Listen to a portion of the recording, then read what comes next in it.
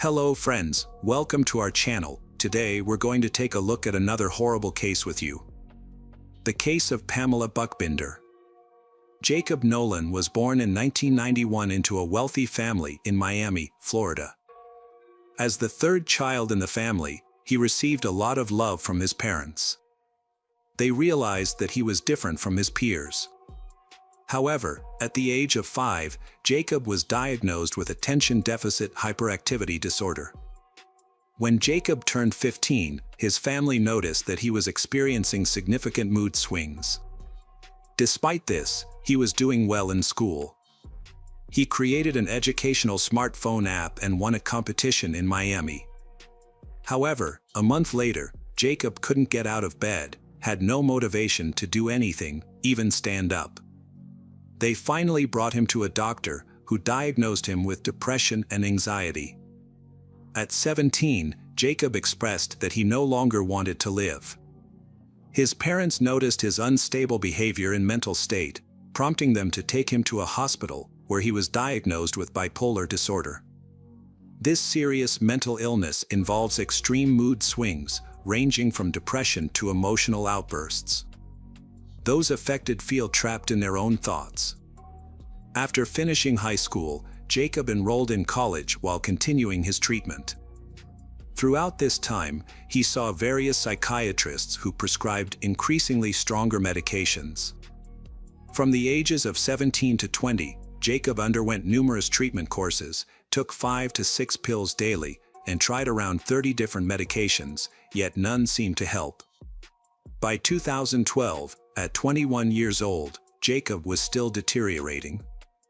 His parents were deeply concerned and unsure of what steps to take next.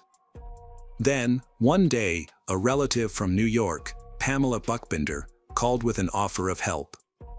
Jacob's parents were relieved, thinking they had gotten help. However, they had no idea of the challenges that were about to come to their family. Pamela, a 43-year-old psychotherapist, lives in Chelsea, Manhattan, with her 4-year-old son, Calder. She and Jacob Nolan are cousins with a 22-year age gap. Jacob was the godfather of her son. In 2012, Pamela offered to help Jacob by inviting him to move from Florida to her apartment. While living with her, she provided him with therapy sessions and prescribed medication. In exchange for her help, Jacob took responsibility for Calder's care. Jacob trusted her completely. In one photo, Jacob is seen lying in bed with Pamela, laughing, which shows he feels comfortable and at home with her.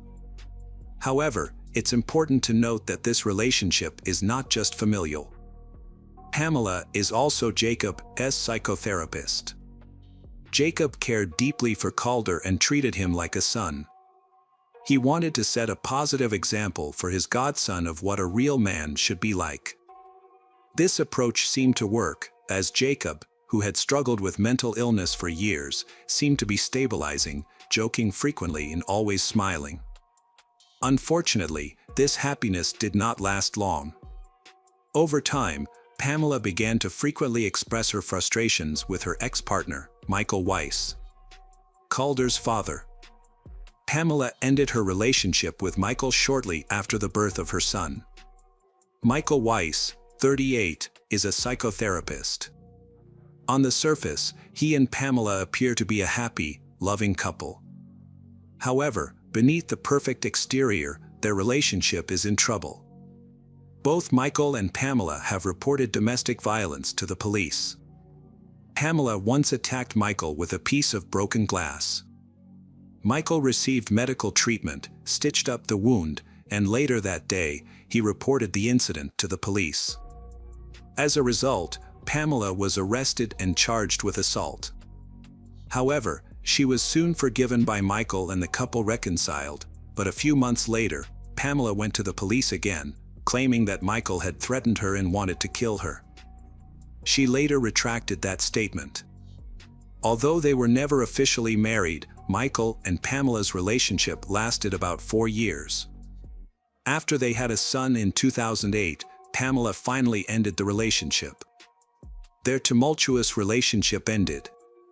But a new conflict arose. The custody battle for their son, Calder.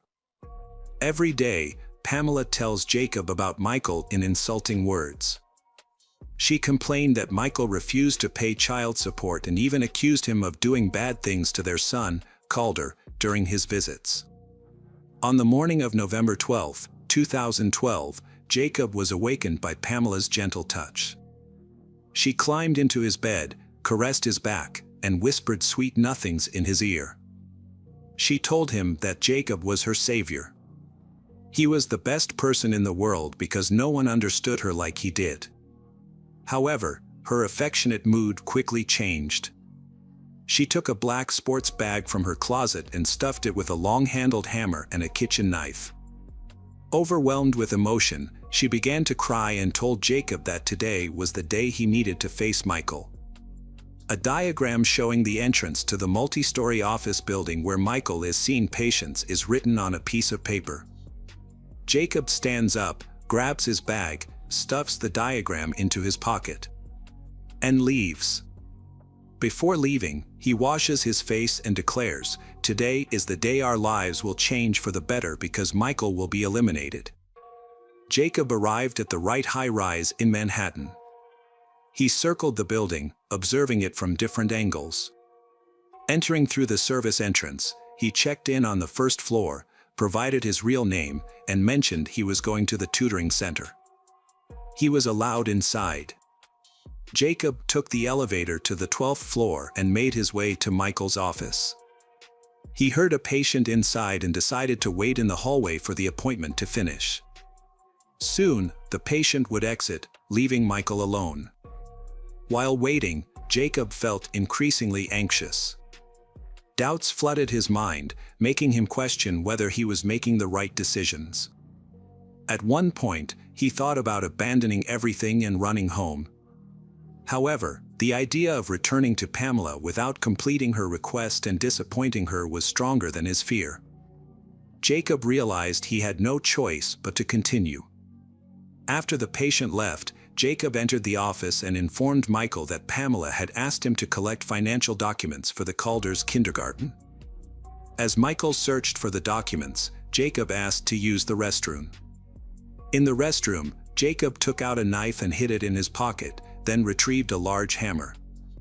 He exited the bathroom and approached Michael, swinging the hammer at him. Thankfully, Michael reacted quickly, ducking just in time to avoid a serious injury, though the hammer struck his shoulder. Jacob then pulled out the knife, and a struggle ensued. Michael, being physically larger, quickly fought back. The people around heard Michael's cry for help. They mistakenly thought that the doctor was being attacked by an unstable mental patient. They quickly called 911 to report the incident. Before the police arrived, Jacob and Michael, feeling exhausted, sat down in the hallway. Jacob took out his phone and took a selfie, which he sent to Pamela along with a question about what he should do next. But he never received a reply. The situation made him feel very strange. The police and ambulance arrived shortly after. The injured men were rushed to the hospital for treatment. Fortunately, none of them had life-threatening injuries. Michael was treated and sent home the same day. Jacob's injuries were more serious and the doctors noted that he was unstable. Jacob was arrested in the hospital while he was receiving treatment. He sent a detailed message to Pamela about what had happened to him and Michael. Although she initially ignored his message, she eventually asked which hospital he was in. When Pamela arrived, she was not allowed to see Jacob, who was already handcuffed to the bed. Jacob spent 4 days in the hospital before being taken to a jail cell after his discharge. He was released on bail of $200,000 while awaiting trial. Jacob was permitted to fly from New York to his parents' home in Florida. Several weeks after the incident, Michael filed a lawsuit against Pamela, accusing her of conspiring to kill him. Michael argued that Pamela was dangerous and insisted that their son should live with him. He presented surveillance footage from a hardware store showing that the day before the attack, Pamela and Jacob had purchased a hammer together and Pamela had paid in cash. Pamela denied any involvement, saying that she had only asked Jacob to retrieve some financial documents from Michael, but had not asked Jacob to attack. Although she admitted to giving Jacob a knife, she explained that it was to protect her son Calder, since Calder's daycare was on the first floor of the building where Michael worked. Shortly thereafter, the judge transferred custody of Calder to Michael Weiss, granting him full custody and banning Pamela from contacting her son for 5 years. A few months after the incident, Jacob accused Pamela of orchestrating the attack on Michael. He claimed that Pamela meticulously planned the attack and that she had instructed Jacob to approach Michael and hit him with a hammer. Jacob previously said that Pamela had been psychologically manipulating him. Pamela repeatedly told him that Michael was harming her son, but there was no evidence to support her claim. No one ever witnessed Michael harming Calder or saying anything negative to his son. In fact, relatives testified that Michael cared deeply for his son. Pamela was someone Jacob trusted completely and considered very close. Meanwhile, Jacob's parents were in despair. They fully supported their son and claimed that Pamela had brainwashed him using psychological techniques from her practice. In March 2016, Jacob Nolan's trial began. He claimed that Pamela had forced him to attack Michael Weiss. Prosecutors described Jacob as a spoiled child from a wealthy family, noting that he provided 3 inconsistent accounts of the event and appeared confused. When the police first arrived at Michael's office, Jacob pointed at Michael and accused him of attacking Jacob with a knife. However, during questioning, Jacob claimed that he had never used a hammer in Michael's office. He explained that he had brought the hammer for self-defense because he was afraid of Michael. In his third statement, Jacob said that Michael had attacked him first. Prosecutors presented a key piece of evidence regarding the motive behind the attack on Michael. Just before the attack, Michael had purchased a $1.5 million life insurance policy, naming his son Calder as the beneficiary. However, 3 days before the attack, on November 9, 2012, Michael had agreed to add Pamela as a co-beneficiary and allow her to manage Calder's money. Jacob claimed that this was the first time he had learned about the insurance policy and claimed that Pamela had never shared her financial affairs with him. During the trial, it was revealed that Jacob had purchased plastic zip ties from a hardware store in addition to the hammer found with Pamela. Jacob confirmed this and made a shocking admission. Pamela had asked him not only to kill Michael but also to ensure he suffered before dying. She described brutal acts that Jacob was supposed to carry out. Jacob refused to inflict such extreme cruelty. But he agreed to kill Michael. Jacob mentioned that Pamela initially wanted to create a homemade weapon using an air pistol, but when they got to the hardware store, they decided it would be easier and more effective to use a hammer instead. Jacob's attorney focused on proving that Jacob was insane. However, proving that he was insane is quite difficult. Currently, there is no test that can reveal a person's thoughts and feelings at the time of the crime. Evaluations are usually based on interviews, police reports, medical records, and sometimes social media messages. Often, 2 different psychiatrists can give conflicting opinions, which can confuse judges and juries. Although mental illness can affect emotions, thoughts, and behavior, throughout the trial, Jacob clearly understood his actions and admitted that they were wrong and bad. He did not appear insane in court. He was handsome, articulate, well-dressed, and answered questions clearly. Pamela was not called to testify at the trial by either the prosecution or the defense. Jacob Nolan, who had a mental disorder, faced skepticism regarding his claim that Pamela was the one who initiated the attack. Before the trial, Jacob's lawyers hired detectives to locate Pamela, but they were unable to find her, and her apartment was empty. In March 2016, after a 2-week trial, 24-year-old Jacob Nolan was convicted of attempted murder and second-degree assault, receiving a sentence of 9.5 years in prison. Jacob was very upset about his sentence, stating, "It's unfair. I'm not a danger to society." His parents regretted their decision to send him to live with their Pamela, believing it was their biggest mistake. On October 19, 2017, nearly 5 years after Michael's attack, police located Pamela in Sullivan, New York. The Manhattan District Attorney charged her with conspiracy to murder Michael Weiss. At the time of Pamela's arrest, police found her passport and Calder's birth certificate. Pamela was arrested and maintained her innocence. She hired 2 of New York's top attorneys, who claimed that the video showing her doing laundry and the video of her buying the hammer had been edited. They claimed that Pamela was a highly educated psychotherapist and would never have considered organizing a murder. In the 5 years after Jacob's attack, Pamela lived a normal life. She worked and rented an apartment. She did not attempt to go into hiding or flee the country, but she avoided reporters and did not comment on Jacob's crimes. Pamela was detained before her trial at the notorious Rikers Island prison in New York, where she spent 5 years due to legal issues. On September 7, 2022, during a pre-trial hearing, Pamela made a statement agreeing to plead guilty in return for a lighter sentence. However, a month later, she decided to withdraw her plea. Pamela's trial took place. The jury found Pamela Buckbinder guilty and she was sentenced to 11 years in prison.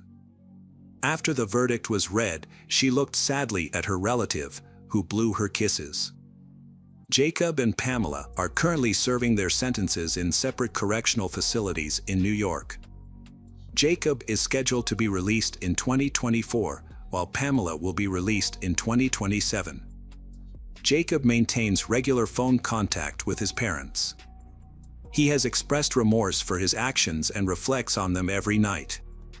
He even wishes to meet Michael Weiss in person to apologize and seek forgiveness. When Pamela is released, her son, Calder, will be 19. He is currently being raised by his biological father, Michael, who still works in Manhattan.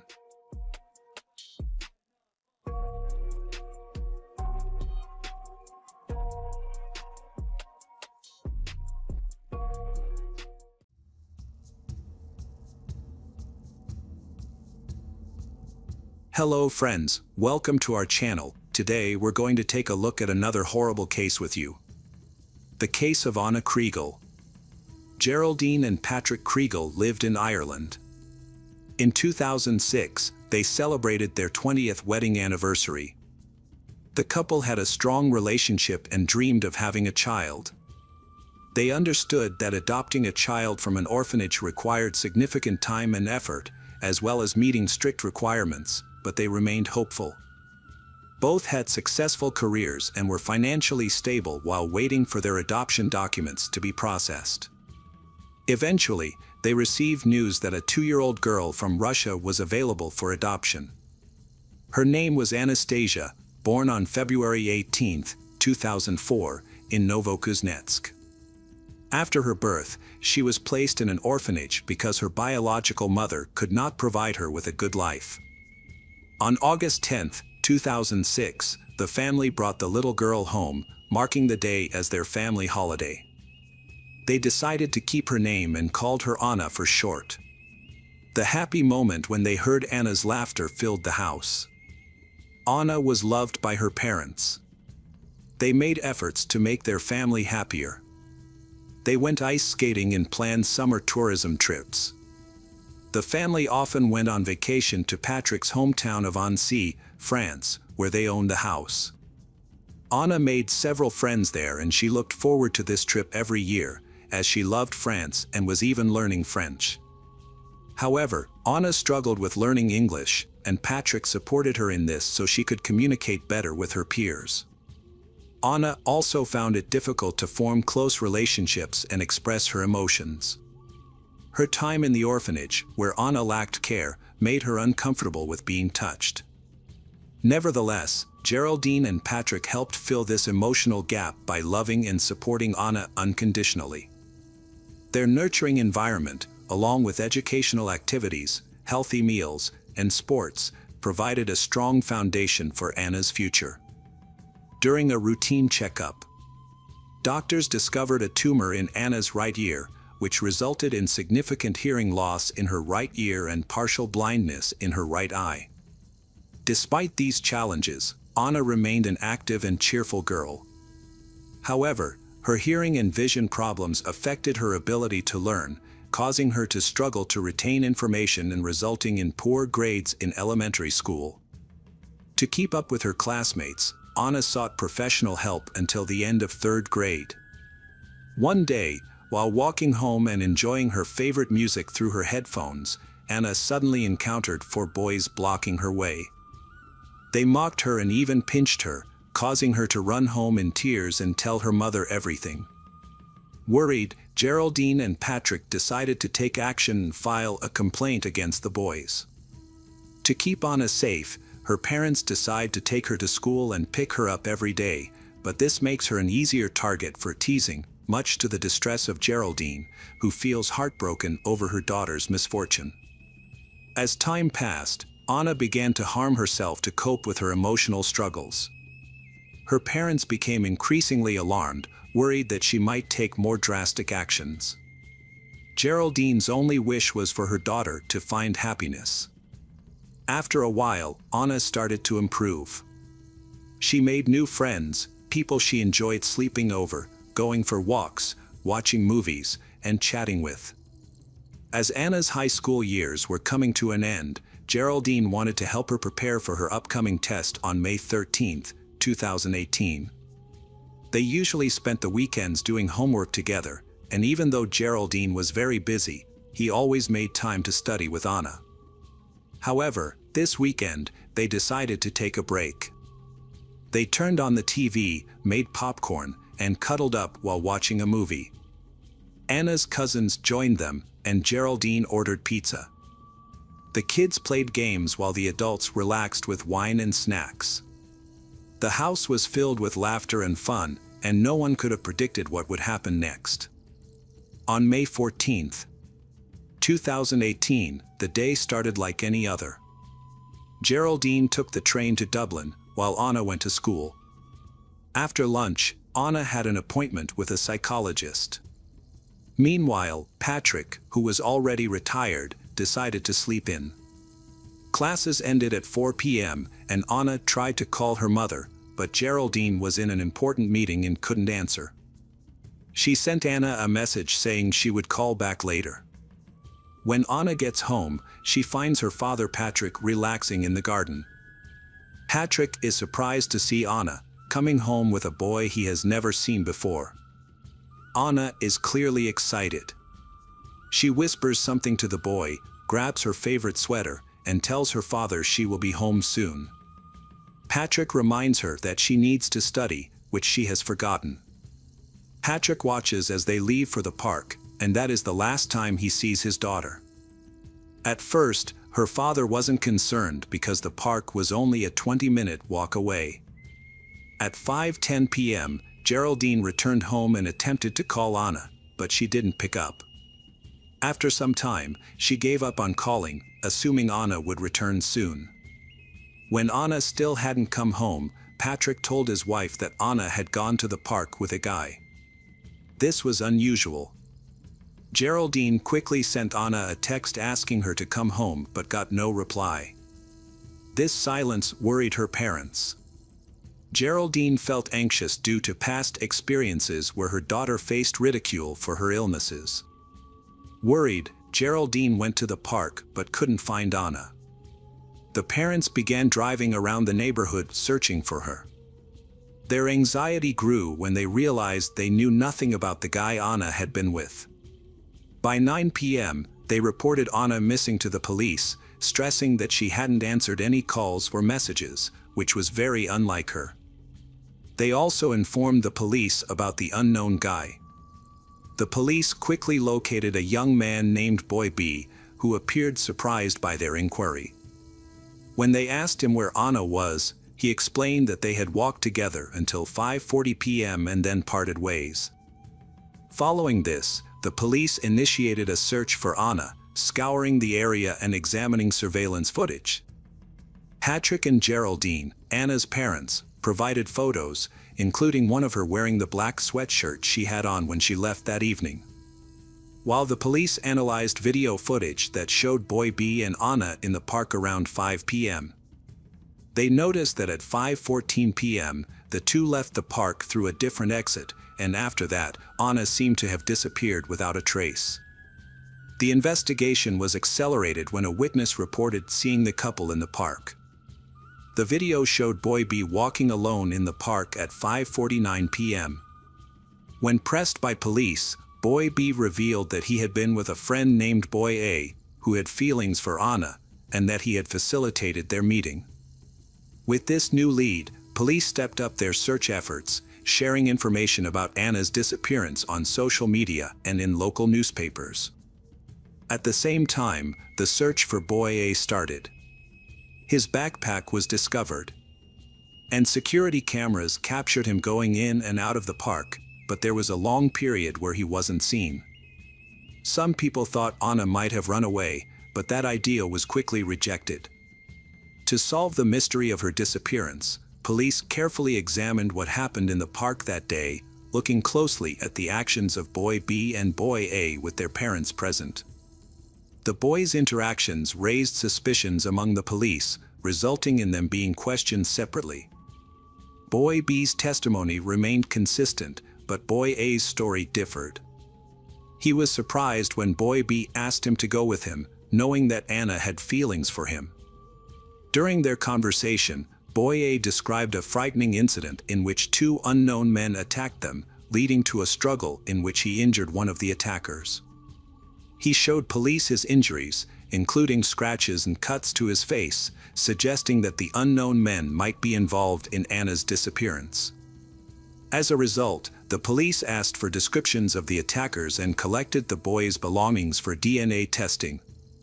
As the investigation continued, specialized search teams, including divers and rescue teams, were sent to examine local waters. A total of 60 people, including volunteers and Anna's family, assisted in the search for her. Her disappearance attracted significant media attention. Near the park, there was an old, abandoned farmhouse called Glenwood. An eyewitness saw some young people going inside, which led the police to investigate. The farmhouse was 2 stories high and covered 42 hectares of land, but it was in a state of disrepair, with many collapsed roofs and walls. It was puzzling why the police hadn't examined the place sooner. They began their search in the park and then moved towards the farmhouse, thoroughly checking both the house and the surrounding fields. Inside, the house was dark and empty. One of the officers was struck by a strong, foul odor that filled the room. The officers then discovered the body of a woman, surrounded by clothes and a broken phone. There were also traces of blood nearby, along with a brick and a large tree branch.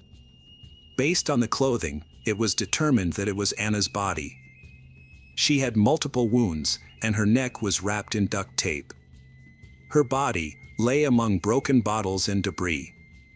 The incident profoundly affected Geraldine and Patrick, as the loss of their beloved daughter was an unimaginable sorrow. The whole city was informed of the events, leaving many residents in shock. The farmhouse, which was once a safe place for children to play, had turned into the site of a terrible crime. On May 18, 2018, hundreds attended Anna Kriegel's funeral, wearing red and white armbands in her memory. The Eiffel Tower represented her love for her hometown, while her father honored her birthplace by wearing the Russian flag and carrying a doll. An autopsy revealed that Anna had suffered about a dozen injuries to her body, with numerous bruises and cuts concentrated on her head, face, and neck. The cause of death was determined to be blunt force trauma to the head, and asphyxiation suggested she had been raped. Evidence of semen was found at the scene. Her death occurred between 5:25 and 5:54 p.m., shortly after she left the park.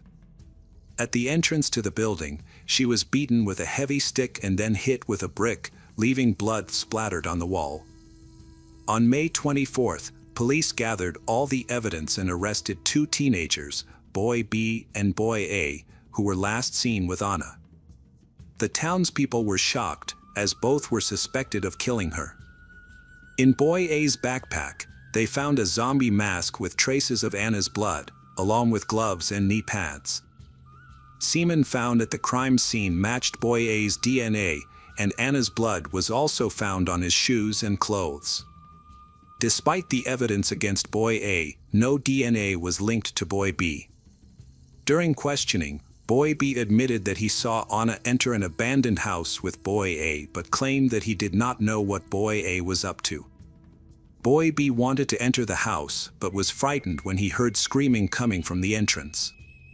He then sees Boy A tearing Anna's clothes, realizing the danger, but Boy B does not speak up, even though Anna's fate depends on his actions. Both boys were released on bail while awaiting their trial, which caused frustration among local residents. People became increasingly concerned for their safety, especially since the identities of the boys had not been made public. Both boys came from well-respected and successful families, and they had no previous criminal records or mental health issues, which surprised the community. Their case hearing took place on April 30th, 2019. It was a closed hearing, with only the parents of the two teenagers in attendance. The prosecutor explained that Boy B deceived Anna into leaving her home by claiming she would meet Boy A, someone she was interested in. Instead, Boy B took her to an abandoned house where she was raped. The jury trial took place on June 12, 2019, and 5 days later, Boy A received a life sentence, with the option for a review after 12 years. Boy B was also convicted for Anna's death, despite insufficient physical evidence, and was sentenced to 15 years, eligible for review after 8 years. By law, their identities must remain confidential, and if released, they will be provided with new identities. However, Anna's parents endured the heaviest loss. Geraldine expressed that life without Anna lost its meaning. Patrick passed away on June 19, 2022, burdened with the guilt of allowing his daughter to go off with a stranger that day.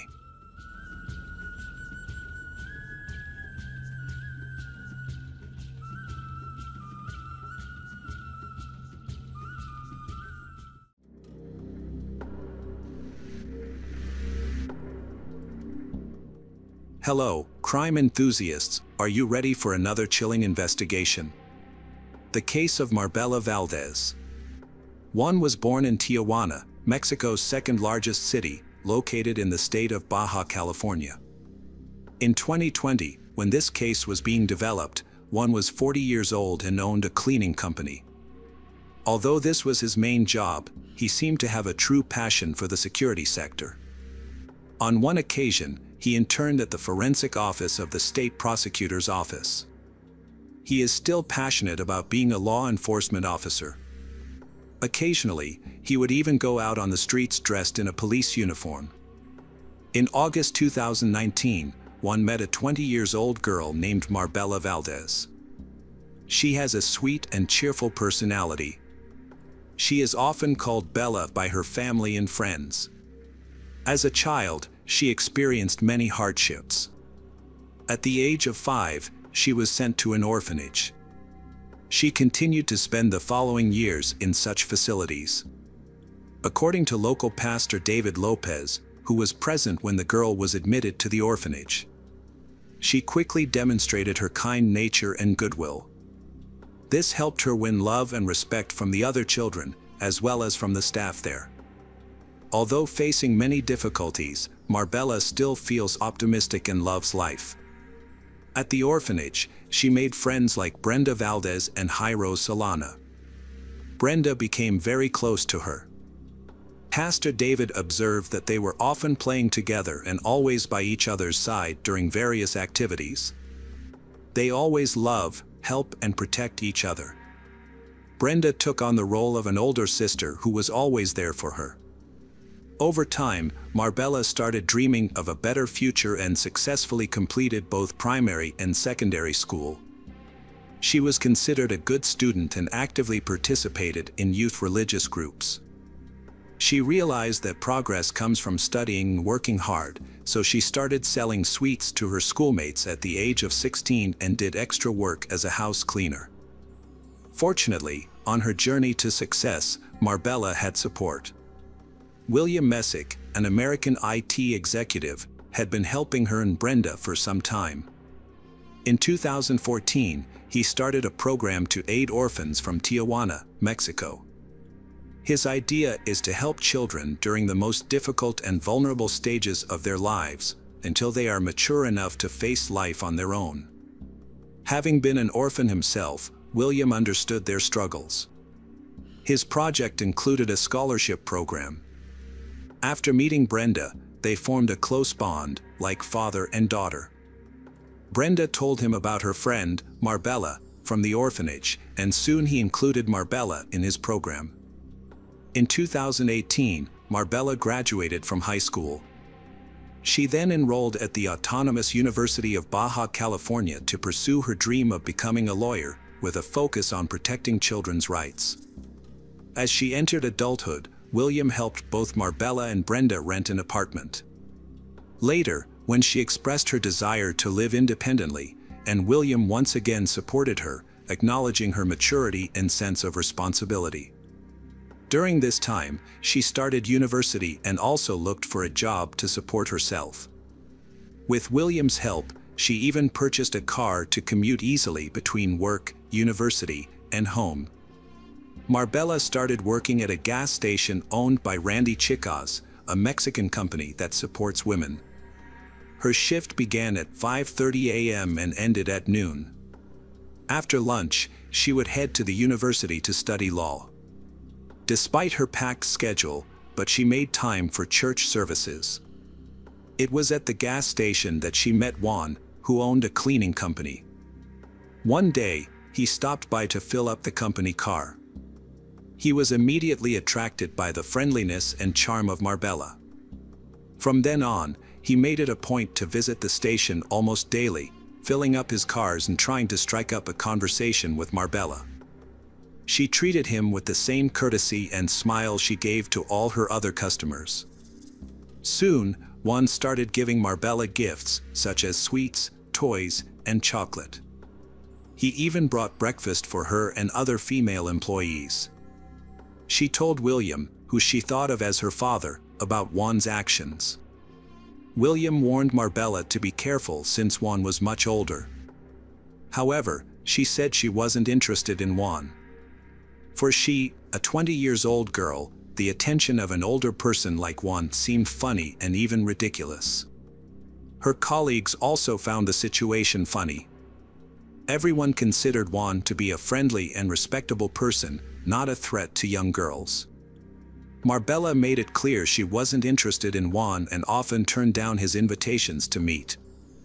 Juan didn't take these rejections well, and his behavior started to change. Marbella noticed that Juan would often follow her after her shift at the gas station.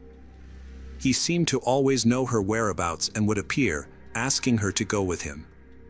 There were times when she suspected he of following her home.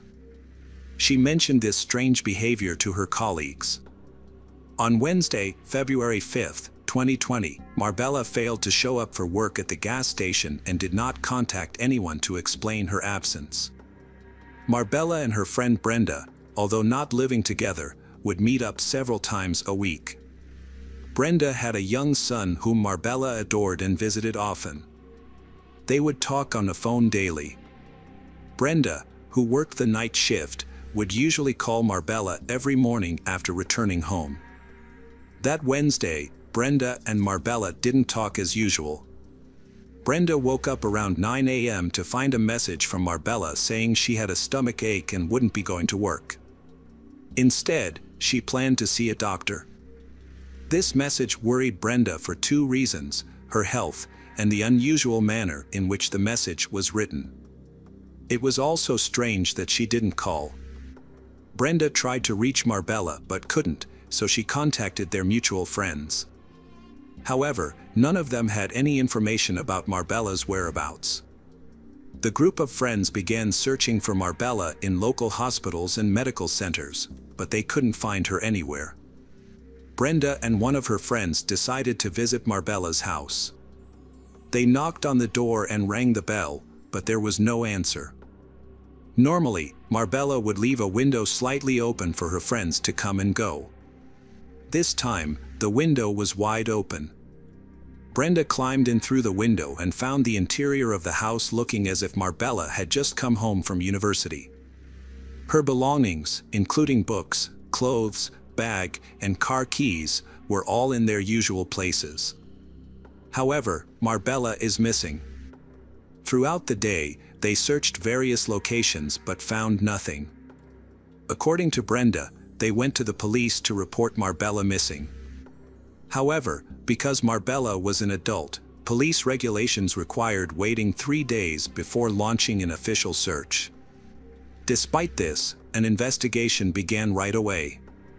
Brenda and her friends started making flyers with Marbella's photo. Marbella was described as a young girl with brown eyes, long straight chestnut red hair, dark skin, a slim build, a height of 1.50 meters, and a weight of 45 kilograms. They posted and distributed these flyers throughout the city. At the same time, William used his network of contacts to launch a search campaign for Marbella. Along with Brenda, they even attempted to hack into Marbella's phone to determine her location, but this was unsuccessful. In a later interview, Brenda mentioned that even Juan's behavior became more suspicious. 3 days after Marbella's disappearance, on February 8, the police received a call from a man who reported finding a woman's body in a dump in the Colonia Te Collet area. This location was over 26 miles from Marbella's house in southern Tijuana and was so remote. It took the police a long time to locate this site, but they eventually arrived. Among a pile of garbage, they discovered a large black bag containing the body of a young woman.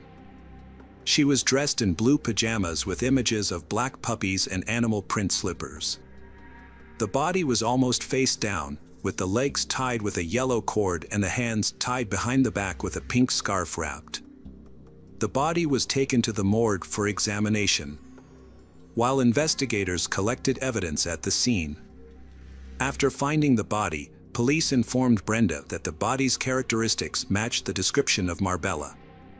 Brenda and William immediately went to the morgue, but were told they had to wait until the next day to examine the body. Juan unexpectedly appeared and helped them gain access to the morgue. Unfortunately, they determined that the body was that of Marbella. At that time, Juan did not know that Brenda and Marbella's friends had reported him to the police, as they suspected him of stalking Marbella. The police requested permission from Marbella's family to carry out a forensic examination and conduct other investigations to collect evidence. The examination of Marbella's remains took about 5 days. Mourning began on February 13, 2020, and continued until February 14. Juan attended the wake and funeral, he wearing a T-shirt with her image. This made her friends extremely angry.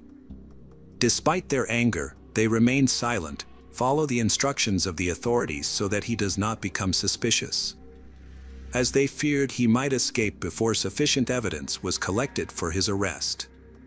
At Marbella's funeral, Jose Ruiz, a close friend of hers, spotted an individual with scratches on his neck.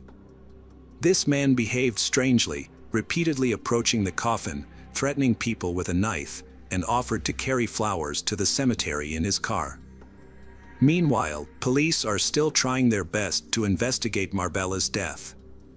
Forensic results revealed that she died from asphyxia due to severe compression of her neck, which blocked her air supply.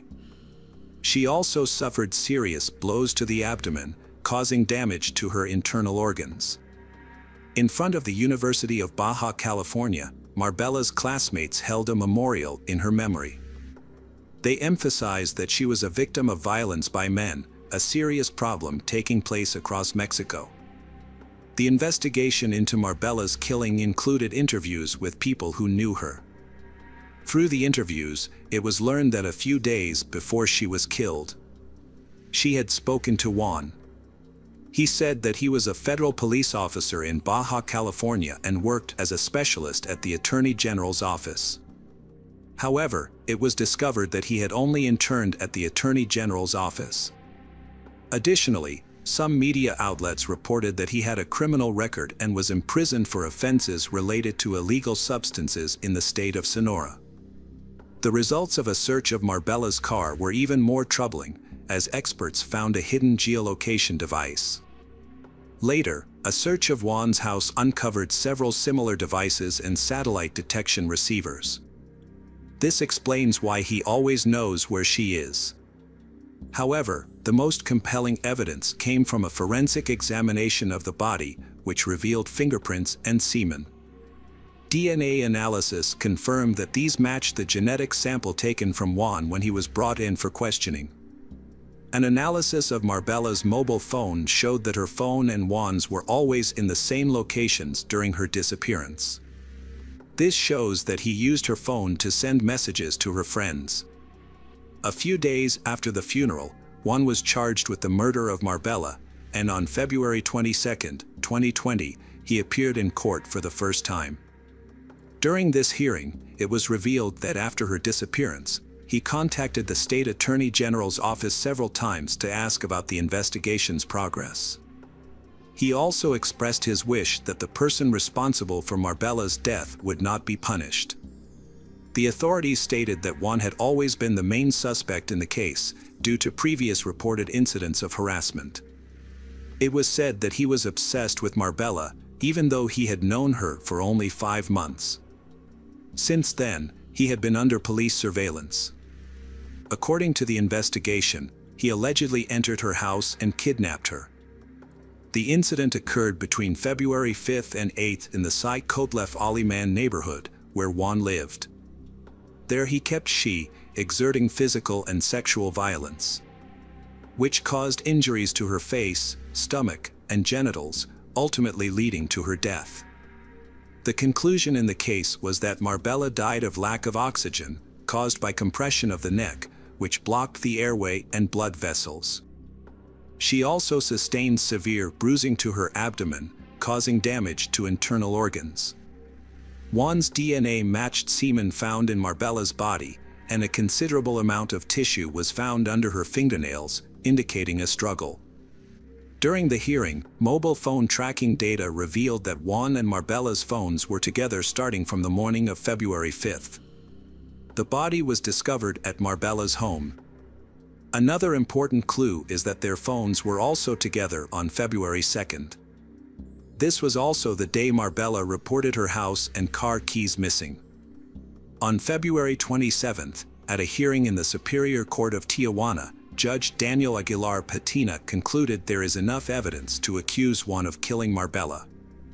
The judge highlighted that Juan deliberately misled everyone about Marbella's whereabouts, pretending to be worried in front of her family and at the gas station, while he actually knew what was going on. He was temporarily detained in MIAs, but maintained his innocence regarding. His trial occurred from September 14th to 29th, 2022. Over 2 years after the incident, forensic evidence and testimony from people close to Marbella were presented. It was discovered that on the morning Marbella went missing, a colleague had called her, noting that she had not been to the gas station. She only managed to say she was unwell before the connection was broken. Her friends described her as a wonderful person and identified Juan as a harasser. She never believed she was in danger, so she didn't file an official complaint against Juan, she thinking he would lose interest after her repeated rejections. Other witnesses mentioned that he often pretended to be a law enforcement officer, but he was just an intern at the University of Justice. After reviewing all the evidence and listening to the testimonies, Judge Marta Elvia Luna Vargas declared that Juan committed the horrendous crime, he that took Marbella's life. She then sentenced Juan to 42 years and 6 months in prison for the murder of Marbella Valdez.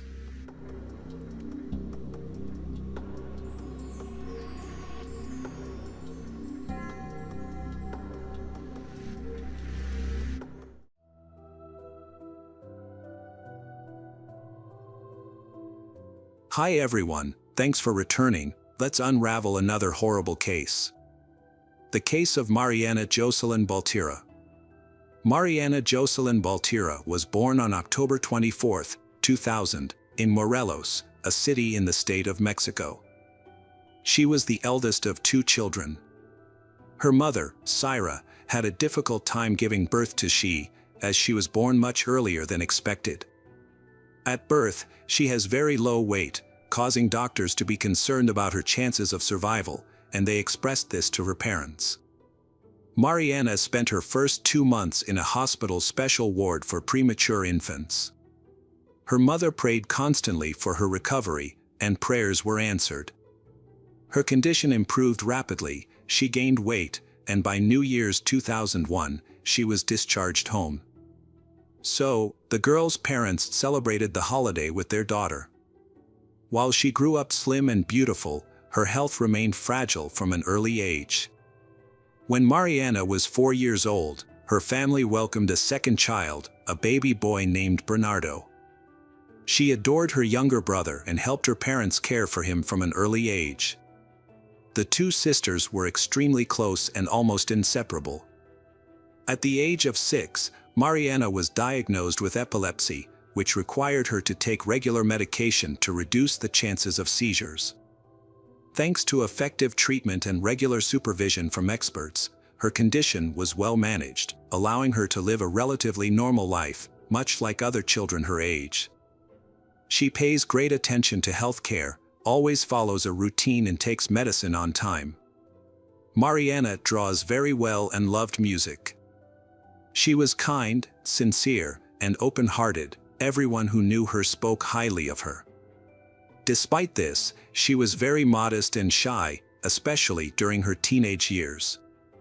She had only a few close friends, rarely went on dates, avoided parties, and hardly interacted with boys. She preferred spending time at home with her family. Petite and delicate, she looks much younger than her actual age. Although she is 16, she is often mistaken for being 13. Her care and love for animals is demonstrated by her regular care of homeless animals, feeding them, treating them, and finding them a safe home. While in high school, she dreamed of becoming a veterinarian to provide professional care to animals in need. Mariana's parents often described her as too naive and trusting. This made them worry that someone would take advantage of her innocence and harm her. The neighborhood where her family lived was generally peaceful, and most of the residents know each other. However, their street was lined with many shops employing migrant workers, often unofficially. Some of these workers even lived inside the shops because they lacked housing. Of course, among these workers there are those with criminal records. However, the shop owner sees no problem with these workers, as long as they perform their duties responsibly. About 50 meters from Mariana's house is a butcher's shop where her parents often go to buy meat. The shop owner employed 4 workers, 2 locals who managed the sales and 2 outsiders who handled unloading, preparing the meat, and cleaning the shop. The outsiders lived in an attic on the shop's 2nd floor. As Mariana grew up, her parents occasionally asked her to do errands, such as buying meat at this butcher shop. There, she repeatedly encountered Juan Cruz Quintero Martinez, a handyman who lived on the 2nd floor. Just his appearance was enough to make her extremely scared. She often told her parents about this, describing his sinister gaze that made her blood run cold. However, he never approached or interacted with her, he only looked at her. Since there was no specific reason to accuse him, her parents decided it was best to not let her go to that store anymore. Instead, they began doing the shopping themselves. Then, one committed a minor theft, leading the store owner to fire him. From then on, no one heard from him for about a year. However, at the start of summer 2017, he showed up at the store again, asking his former employer for his job back. Surprisingly, he was rehired and moved back into the 2nd floor of the store. One day, Cyrus' niece was visiting their family. At that time, Mariana and her younger brother, Bernardo, were also at home because they have summer vacation. That morning, only Orlando, her father, had left the house around 9 a.m. Syra asked Mariana to go to the local supermarket to buy groceries for breakfast. Normally, she didn't let Mariana go out alone, but she thought her daughter was old enough to handle the task quickly and safely. It was bright outside, the streets were busy, and she believed nothing bad could possibly happen. Syra gave Mariana some money and asked her to buy milk, eggs, and vegetables. When little girl left the house, she wore an old t-shirt and pajama pants. The store was less than a few hundred meters away, so the trip to buy the groceries and return home in no more than 30 minutes. However, when an hour passed and little girl still hadn't returned, Syra became worried. She had left her phone at home, so Syra, holding her little niece in her arms, went out to search for her daughter. Syra walked to the store and asked the cashiers if they had seen Mariana, a young girl wearing glasses. They told Cyrus that the girl had been there, bought the groceries a couple of hours ago, and left. At that moment, Syra began to realize that something terrible had happened to her daughter. She hurried back home, asked Bernardo to watch over her niece, and went out again to continue the search. Syra began asking neighbors, street vendors, and passers-by if they had seen Mariana. However, the little girl seemed to have disappeared without a trace. Immediately after that, Syra immediately contacted the police and called her husband, Orlando. He took a break from work and rushed home to help search for Mariana. By the time the police arrived, dozens of neighbors, along with relatives and friends of the Baltira family, joined the search for Mariana. They distributed flyers with her picture. Initially, police asked the parents if their daughter might have gone on a date, met a friend, or visited someone. Her parents firmly denied these theories, insisting that she would never leave without informing them, especially since she had gone to the store in home clothes and carry a grocery bag. The area where Mariana disappeared had surveillance cameras, but almost none of them were functioning. Despite searching all day, no clues or traces of little girl were found. As night fell, the initial anxiety and panic turned into despair. The parents began to fear the worst, that their daughter would no longer live. On July 28, around 8 a.m., Mariana's parents received a call from a relative who lived nearby. The relative informed them that several police cars had arrived at the butcher's shop. Then, they quickly got ready and went to the scene. However, the police did not allow them inside, claiming that the situation had nothing to do with their daughter. Despite this, they were still resolutely not to leave. A few minutes later, after inspecting the premises, police officers approached Mariana's father, Orlando, and informed him that the body of a young girl, matching the description of Mariana, had been found on the second floor of the building. The body was lifeless and severely mutilated. Orlando was asked to come inside for identification, but the officers strongly advised against it, warning that the scene was extremely gruesome. When Orlando entered and saw the body of his beloved daughter lying in a pool of blood, he felt like the whole world had collapsed. He was at a loss as to how to break the sad news to his wife, who was waiting outside. The cause of death was determined to be massive blood loss from a deep wound to the stomach. It was later discovered that the criminal had cut out the girl's stomach while she was still alive and left her to bleed to death. Experts concluded that Mariana died in the early hours of July 28, just hours before her body was discovered. This meant she had been alive for nearly 24 hours after her disappearance. During that time, the murderer continuously tortured the girl. Then he caused the wound that caused her death. The murder weapon was identified as a butcher knife, which was found on the floor near her body. The store owner discovered the horrific incident when he came to work in the morning. According to the butcher shop owner, every last Thursday of the month, the shop closes for cleaning. On this day, the owner focused on organizational tasks, held meetings with suppliers, and submitted reports to the tax inspectorate. Meanwhile, the employees disinfected and cleaned the premises. On Thursday morning, July 27, 2017, when the owner arrived at the store, he immediately noticed bloodstains on the floor. At first, he thought one of his employees who lived on the second floor might have been injured. However, upon going upstairs, he was stunned to see his employee's belongings covered in blood, as well as a knife and the body of a young girl in a pool of blood. Additionally, a significant amount of money was missing from the cash register, which the criminal had likely taken in fleeing the scene.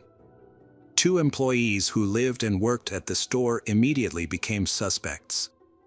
However, an hour later, one of them arrived at the store, just as shocked as everyone by what had happened.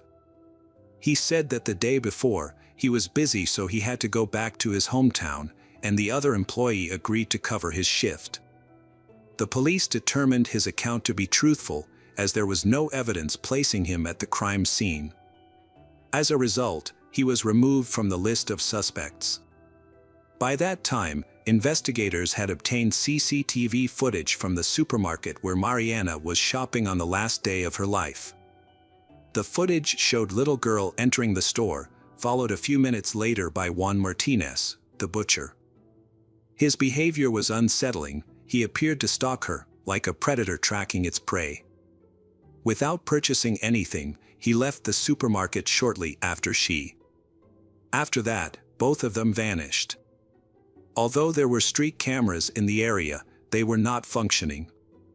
Additionally, none of the many passers-by or street vendors reported seeing anything unusual. Mariana's parents were adamant that their daughter would never willingly leave with Juan, regardless of what he might have said or done to persuade her. They believe he must have forced the girl into the butcher shop. However, this raised a question: why hadn't little girl screamed or called for help? Once again, no witnesses noticed anything out of the ordinary. In 2015, Juan came under police scrutiny for harassment and causing serious bodily harm. He had started working as an assistant in a butcher's shop earlier that year.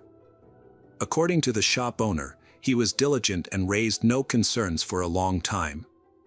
However, in mid-2016, he was caught stealing money and was fired.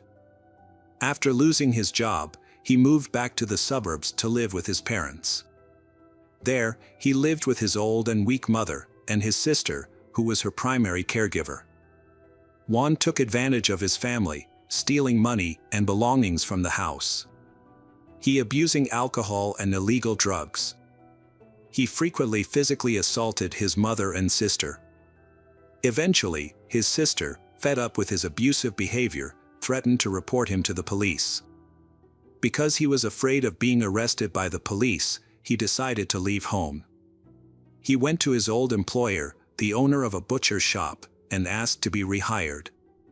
The owner agreed, giving him both a job and allowed him to live on the second floor of the store.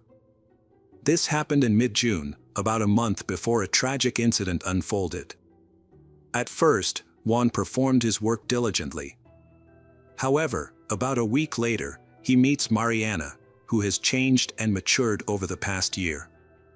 While little girl avoided any interaction with him and never shopped at the butcher's shop, he began stalking her, following her through the streets and observing her daily routes. Another butcher, the who lives with Juan on the second floor, noticed his obsession with Mariana. Little did he know that Juan would soon commit a horrific crime. After Juan was identified as the sole suspect in the rape and murder of Mariana, all available resources were mobilized to find him. The police initially focused on his home, suspecting that his relatives might help him evade capture. However, his sister insisted that he was not welcome there and explained that he knew his family would immediately turn him in to the authorities. She showed no surprise over the horrific crime he had committed. In fact, she revealed that he had previously raped their elderly mother and even attacked her with a knife, threatening to cut her open like a pig if she didn't give him money for drugs. Finding Juan was a top priority for the police, because he was highly aggressive, cruel, and a serious threat to others. The money he stole from the cash register could have lasted him a long time, but no one knew what he might do next. Will he reoffend after killing Mariana? For an entire month, the police searched the Morelos area and nearby suburbs, believing he couldn't have gone far. However, over time, they still could not find he. Information about Mariana's murder quickly spread nationwide through the media, causing police forces across the country to simultaneously hunt for the cruel murderer.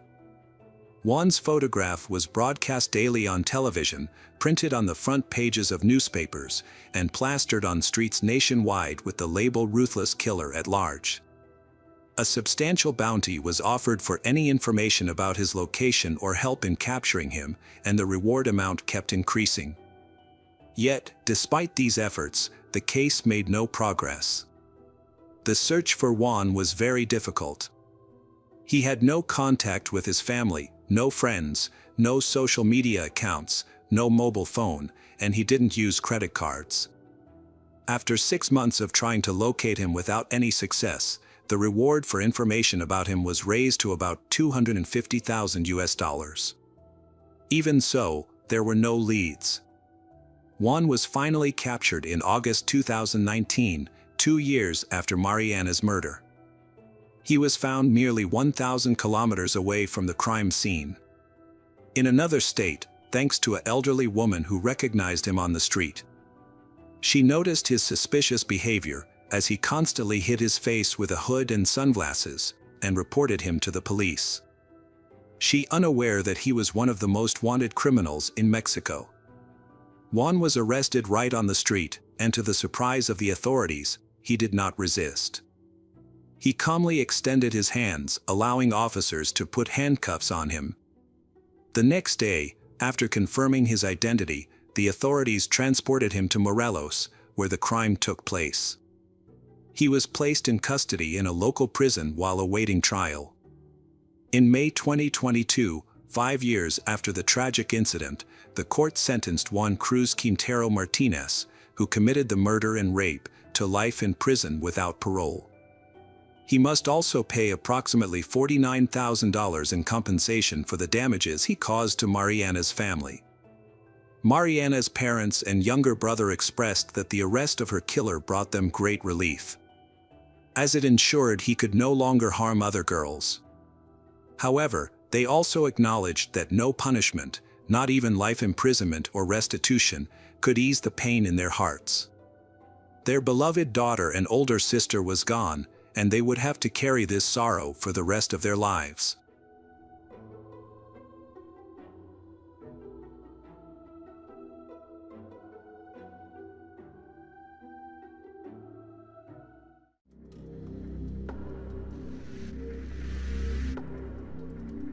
Welcome back, detectives. Let's dive into another horrible case. The case of Laura Conley. Laura Conley was born on March 15, 1978, in the United States as the third child of Carlene and James Conley. She grew up happily with her sisters, enjoying a loving and caring family environment. However, everything changed when Carlene and James divorced. At that time, Laura was a teenager and deeply affected by her parents' separation. Struggling with her emotions, she turned to alcohol for comfort, which eventually led to an addiction to psychotropic substances. Her mother believes Laura's addiction stems from the failure of their marriage. Carlene was born on June 13, 1945, in Virginia. Her 3 daughters were her top priority. Carlene blamed herself for the impact the divorce had on her youngest daughter, Laura. Carlene was always understanding and helpful to Laura, especially during difficult times. Family members and close friends often noted Laura's irritable behavior, while Carlene's other daughters married and became independent. Laura continued to live in the family home in Kentucky. She was unemployed and required constant care. Laura believed she was mentally ill and frequently sought medical help for her medications. However, there came a point when her healthcare providers stopped prescribing her these medications. Desperate to get her medications, Laura began breaking into neighbors' homes to steal any pills she could find. Laura often took advantage of her mother's kindness, constantly calling her at work and causing disruptions that forced Carlene to quit her job. In 2008, Laura was convicted of petty theft, but she was quickly released because her mother posted bail. Unfortunately, the situation got worse. Laura not only verbally abused her mother, but also physically abused her. Although Laura physically harmed Carlene on several occasions, Carlene still did not report her daughter or ask her to leave the house. When an incident occurred, Laura needed a mental health evaluation, but Carlene still welcomed her daughter back home, feeling obligated to take care of Laura. It is common for parents who have experienced violence from their children to hesitate in reporting the incidents. They often fear that doing so may harm their relationship with their child. However, this reluctance can endanger their own safety. Laura's violent behavior was not only directed at her mother, it also extended to her boyfriend, Chris Lewin. Laura faced legal consequences for her actions against him on 2 separate occasions. One notable incident occurred in late October 2014. Laura woke Chris while he was asleep and accused him of cheating, leading to an argument that turned physical. During the confrontation, Laura not only bit Chris but also used a kitchen knife to lightly cut his hand. As a result of the incident, Laura was given a light sentence in order to attend anger management therapy. However, court records indicate that there is no evidence that she continued to participate in the program. At age 35, Laura continued her behavior. On January 7, 2015, she was arrested again for biting her boyfriend's finger when he intervened to stop her from attacking Carlene. He could not understand why Laura was so deeply hostile towards her mother. Carlene had always been a caring, devoted mother to her 3 daughters and proud of her 5 grandchildren. She worked hard to support Laura and give her the help she needed to overcome her difficulties. Unfortunately, despite Carlene's unconditional love and good intentions, Laura began to abuse her mother over time. 5. Laura called 911 to report an incident at her home. She informed police that a home invasion had occurred, resulting in her mother being shot to death. Officers from the Independence, Taylor Mill, and Covington police departments quickly arrived at the scene. They witnessed a horrific scene, Laura covered in blood, and her mother, 69-year-old Carlene Conley, lying on the kitchen counter with multiple stab wounds and in critical condition. When police asked Laura what had happened, she claimed she did not remember because she had been unconscious. She mentioned that about 2 hours before the incident, several people had knocked on her door asking for candy, which was common on Halloween, even though the holiday was still far away. She provided police with a description of the suspect, which led to a search of the area. However, police were unable to find anyone matching Laura's description. To continue the investigation, police took Laura to the police station for questioning. After arriving at the police station, Laura provided additional details. She mentioned that she was being pursued for money owed to drug dealers. Additionally, Laura gave police inconsistent accounts of how she found her mother's body. Initially, she said that she found Carlene dead when she returned home. However, in the same conversation, she later said that after waking up in the basement, she went upstairs and found her mother dead on the kitchen floor. However, police Mike Richmond and Jim Moore quickly connected Laura to the crime within hours of starting their investigation. It became clear that she had lied to the police about what happened. The evidence showed that there had been no break-in, no fingerprints were found on the doors or windows to suggest that anyone else had been there. This led to the conclusion that Laura was the only person in the house when Carlene was murdered. Therefore, in the early morning of Sunday, March 15th, while Laura was celebrating her 37th birthday, the police arrested her for Carlene's murder. The next day, Monday, March 16th, Laura appeared before the judge via video link and stated that she pleaded not guilty. Police later booked her into the county jail without bail on charges of murder and domestic violence. She was also ordered not to contact her boyfriend. Prosecutor Rob Sanders said Carlene's murder would have a significant impact on the community, which is typically quiet and has a low crime rate. The medical examiner's report found that the attack on Carlene was severe, with an autopsy showing she had been stabbed 77 times, with 27 stab wounds and 2 bite wounds. On March 24th, Lara appeared in court and told the judge that she had no money, assets, or property, so she could not afford an attorney. The judge appointed a public defender for her and the hearing began. During the court proceedings, Officer Michael confirmed that Lara had opened the door to the police and that she was the only person in the house other than Carlene. He described finding Carlene on the kitchen floor, surrounded by several knives. He also noted that Lara was covered in blood, with her shirt, arms, legs, face, lips, and nose all covered in blood. After hearing the police testimony, the judge sent the case to the jury, who convicted Lara Conley of murder on April 16, 2015.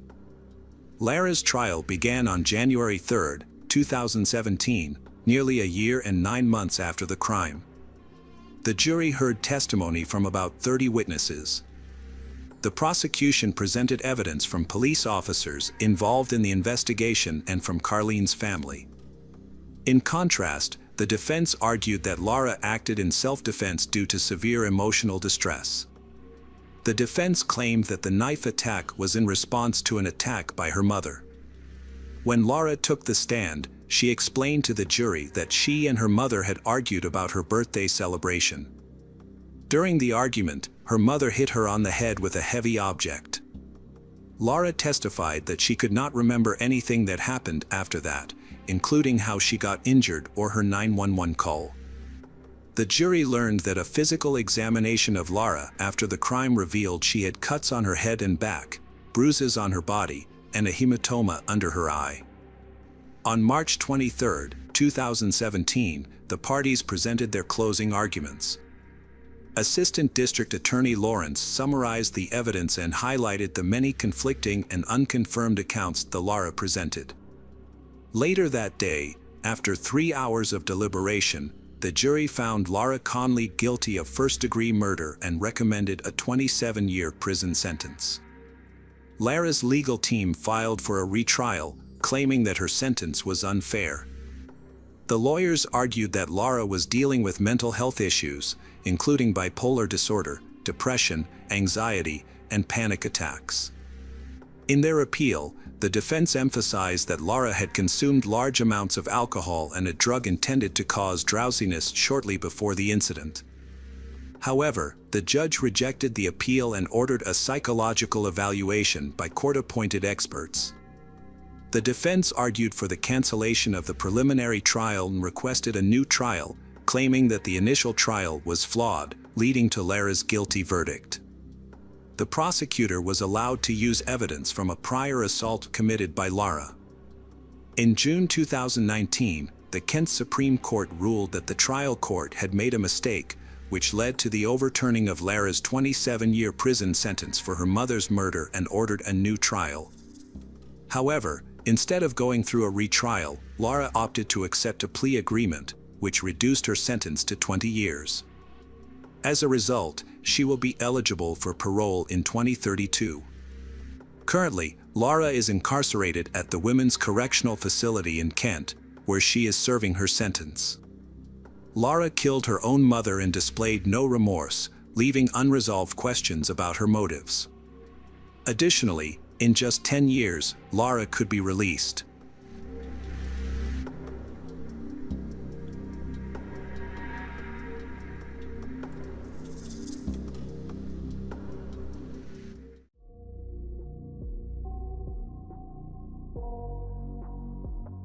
Welcome back, detectives. Let's dive into another horrible case. The case of Sarah Ludeman. Sarah Ludeman was born on December 7, 1990 in the United States. Her father, Charles, was a taxi driver, and her mother, Gay, was a surgeon. Although they were originally from New York, they moved to Florida in search of a better living environment. During her school years, Sarah faced ridicule from her classmates because of her weight, which had a significant impact on her psychological well-being. To cope with this, she turned to her father for support. From then on, she became very close to her father. She often sat next to him in a taxi, turned on the radio at high volume and sang along to country songs. Charles introduced her to new lessons, games, and concerts. Over time, Sarah became more confident, and during her high school years at Johns Hopkins in St. Petersburg, she made many friends. She graduated with excellent grades, and many teachers recognized her potential, predicting a bright future for her. Sarah was a bright and talented young woman who excelled in her studies and aspired to be a veterinarian. Her parents, Charles and Gay, were proud of her career choice as it reflected her deep kindness and compassion. While many of her friends were starting to date, Sarah found herself attracted only to unattainable figures, like famous musicians and athletes. By the age of 16, Sarah was content living her own life without the desire for romantic relationships. Very close to her, although they never met, was another girl her age named Rachel Wade. Rachel was born on February 27, 1990. Her family was a typical American middle-class family. Her mother worked as a teacher's assistant at an elementary school, and her father was a truck driver. Rachel was a quiet child who loved to play and have fun. Everything changed for Rachel when she entered her teenage years. At 15, she became withdrawn, moody, and frequently argued with her parents, particularly her mother. Misunderstandings arose for various reasons, such as Rachel's refusal to help with household chores or disagreements about her friends. When she was unhappy with something, she would run away. At first, her parents, Barry and Janet, searched for her on their own, but when Rachel began to disappear more frequently, they felt compelled to call in the police. They soon realized that Rachel's main problem was her desire to impress boys. She became obsessed with them, and when a boy showed interest in her, she would focus on him and ignore everything else. Rachel fell into a cycle of moving from one relationship to another. By the time she turned 17, her parents had lost all patience. They were exhausted from searching for her and trying to convince her to come home. Rachel became increasingly difficult to handle, even resorting to violence against her parents. During her last attempt to leave, she was open about her plans. She told Barry and Janet that she intended to move in with a guy named Javier Loboy. At that point, she was just a month away from her 17th birthday. Rachel's relationship with Javier ended abruptly. As expected, the police were called to their apartment several times due to arguments. When they broke up, Rachel wasn't too upset. She quickly found comfort with another friend of Javier's, Joshua Camacho. Joshua, with sharp facial features, curly black hair, and golden skin that captivated her. He was physically strong and had a way with words. After high school, he didn't pursue further education and instead took on odd jobs. He enjoyed taking selfies, posing with a gun, or showing off a tattoo. Joshua often relied on the girls for support and rarely accomplished anything on his own. Erin Slow Tower, Joshua's ex-lover, became pregnant and gave birth to a child. Joshua took no responsibility for his daughter and did not pay any child support. Instead, he continued to live a carefree life in his parents' house, with no plans for the future. Joshua had a knack for attracting new girls. However, he was very controlling and even argued with his girlfriend. Joshua dropped out of school and worked as a waiter, which helped him pay for his apartment. From the beginning, he tried to assert his dominance over Rachel, controlling her every move. Later, they broke up several times, but each breakup only made Rachel love him more, and she was always the first to come back. One day, Sarah Ludeman visited the restaurant where Joshua worked, and her life changed forever. She fell in love with him at first sight. Joshua made Sarah feel extremely special. Soon, Sarah mustered up the courage and told her parents about her feelings. However, Charles and Gay doubted the sincerity of Joshua, who clearly loved no one but himself and only met gullible and naive girls who could easily believe his charming words. Her parents decided to be patient, hoping that the relationship would eventually end on its own. However, this did not happen. The teenage love story continued to develop. It got to the point where Sarah transferred to another school to be closer to Joshua. Although her parents disapproved of this decision, they held on to the hope that their daughter would eventually realize the truth and that things would return to normal. During the first 6 months of their relationship, Joshua and Sarah frequently argued in public, often so violently that the police were called. One day, Sarah got into a fight with Erin, the mother of Joshua's daughter.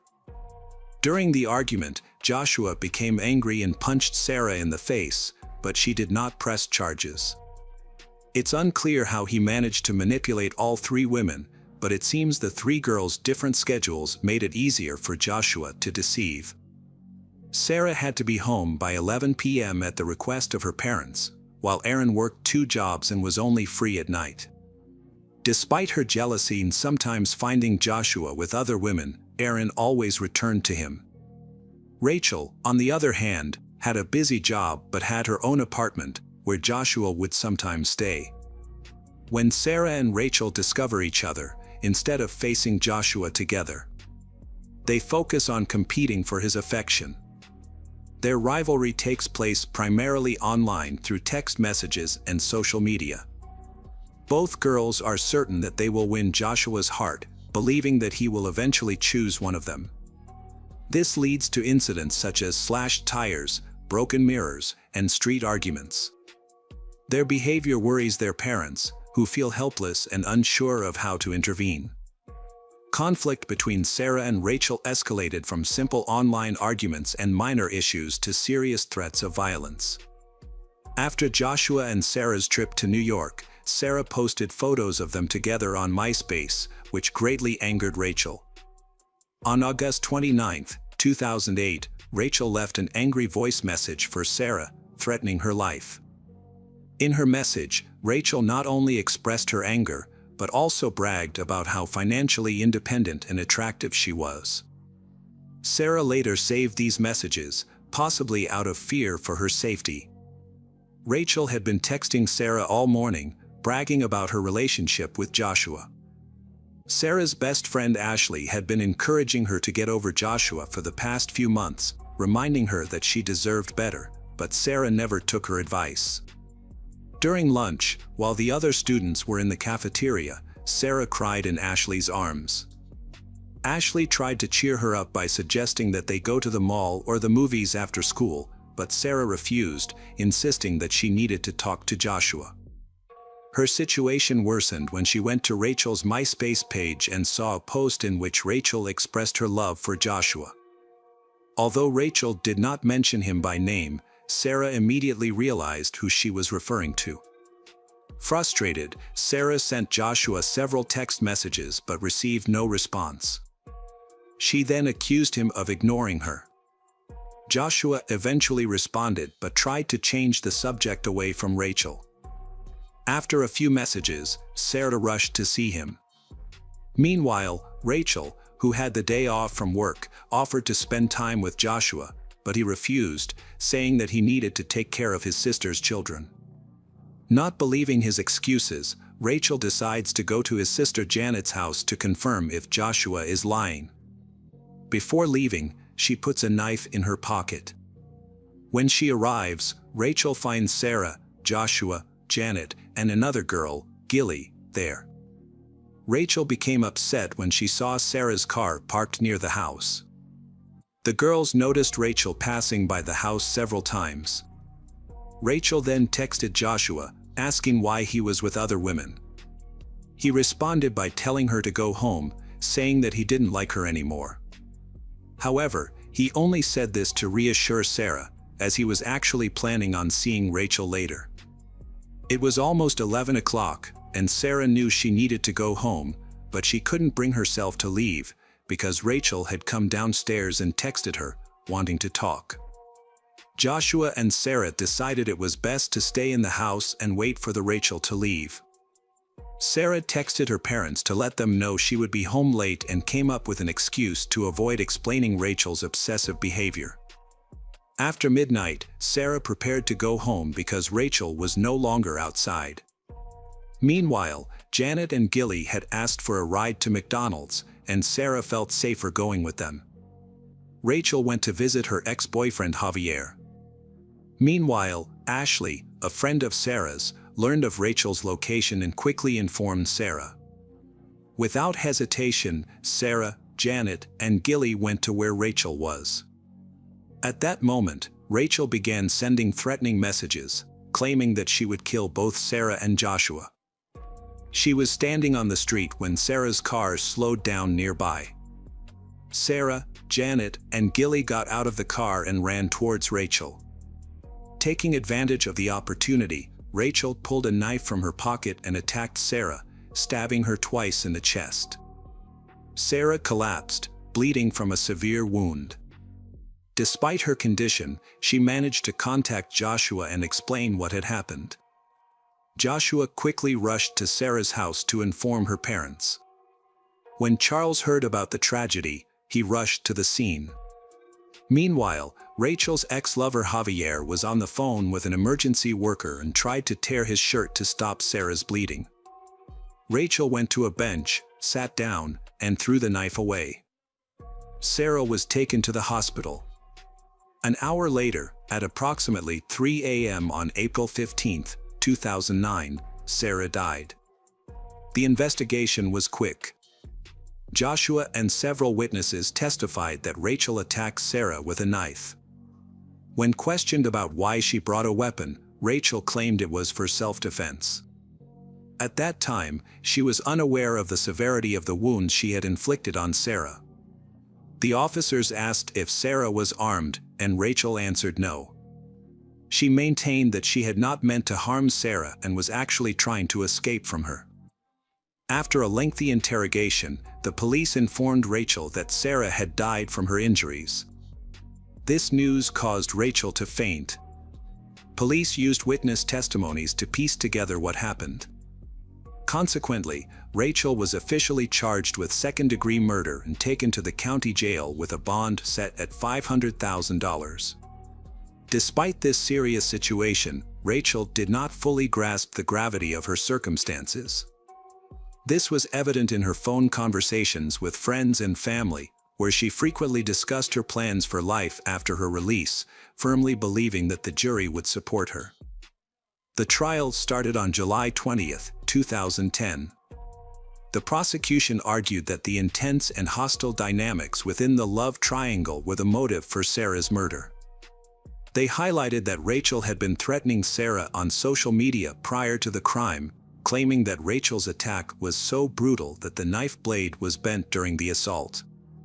The defense pointed out that Sarah was physically larger than Rachel, emphasizing that Rachel acted in self-defense in a dangerous situation where there were multiple girls present. Witnesses from that night, Janet, Gilly, gave their accounts. Janet and Gilly confirmed that they heard Rachel threaten to kill both Sarah and Joshua. Prosecutors presented a recording of the 911 call from that night. In addition, recordings from 2008 and text messages saved by Sarah were introduced into evidence and played a key role in determining the outcome of the case. The jury, which reached its verdict in just 2 hours, found 20-year-old Rachel Wade guilty of second-degree murder. During her trial, she received a 27-year prison sentence, with the possibility of parole after 20 years for good behavior. Rachel was then sent to a women's correctional facility to serve her sentence. Joshua, who was in Florida, left the state. Some believe he went to New York to visit relatives and avoid media scrutiny, while others think he returned to Florida to reconcile with Aaron. In 2011, Rachel, who was in prison, agreed to an interview. She expressed remorse for the events that occurred. and wished she could go back in time and make different choices.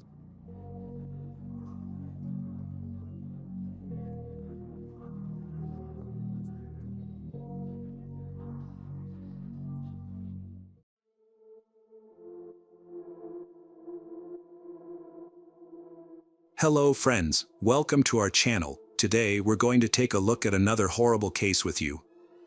The case of Hannah Graham. Hannah Graham grew up in a loving family that appreciated the little joys of life. Hannah was smart, healthy, and musically gifted. She was a vibrant young woman until she met Jesse Matthew, and her vibrant life took a dark turn. In every photo, from childhood to adolescence, Hannah is smiling. Those who knew her knew of Hannah's great ambition and ambition. Tragically, it seems her bright future was cut short by an unexpected evil that could devastate a life in an instant. On September 12, 2014, at approximately 9:30 p.m., Hannah left her home in Grand Marquette to meet friends. By 10 p.m., they went to FIC restaurant in Charlotte-Swilly. After spending some time together, Hannah later went to a party at the Caden Plaza Apartments on Tina Street. During the party, she told her friends that she was feeling unwell and wanted to leave. One friend offered to walk her home, but Hannah declined, as she lived only a few minutes away from Caden Plaza. Around midnight, Hannah said goodbye to her friends, but instead of going home, she walked in the opposite direction toward the Tempo restaurant. Security cameras on the buildings along her route captured footage of her as she headed to the shopping center on Charlotte Street, where Tempo was located. It was already September 13th, and at 12:56 a.m., the Hannahs sent a message to a friend saying she was lost and not feeling well. At that time, Hannah was believed to be very drunk. It was unclear whether she had wandered into a different part of town by accident or due to her intoxication. Meanwhile, 32-year-old Jesse Matthew, a taxi driver, stopped at the Lazy Parrot for a drink. Afterward, he visited several other bars in the city center, where he harassed women. The women later reported that Jesse's behavior was inappropriate and crossed boundaries. Jesse eventually spotted Hannah. He initially walked past her, but then realized this was a great opportunity and decided to turn around and follow her. Surveillance footage captured Hannah wandering the streets, seemingly confused about her surroundings and the time. Jesse approached her, hugged her, and they headed to the Tempo restaurant.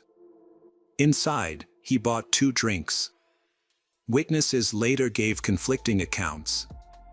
Some claimed Hannah was inside the bar area, while others claimed she was outside at a table. There was also no clear evidence that she was served a drink. Hannah's final text message to her friend, saying she was stuck, was sent in the middle of the night, but the meaning behind her words remains unclear. On September 14th, when Hannah's family could not reach her, they became alarmed and reported her missing to the police. Hannah was a person who always notified her family before going out. She was never away for long and always answered the phone. As time went on, her family's worries grew.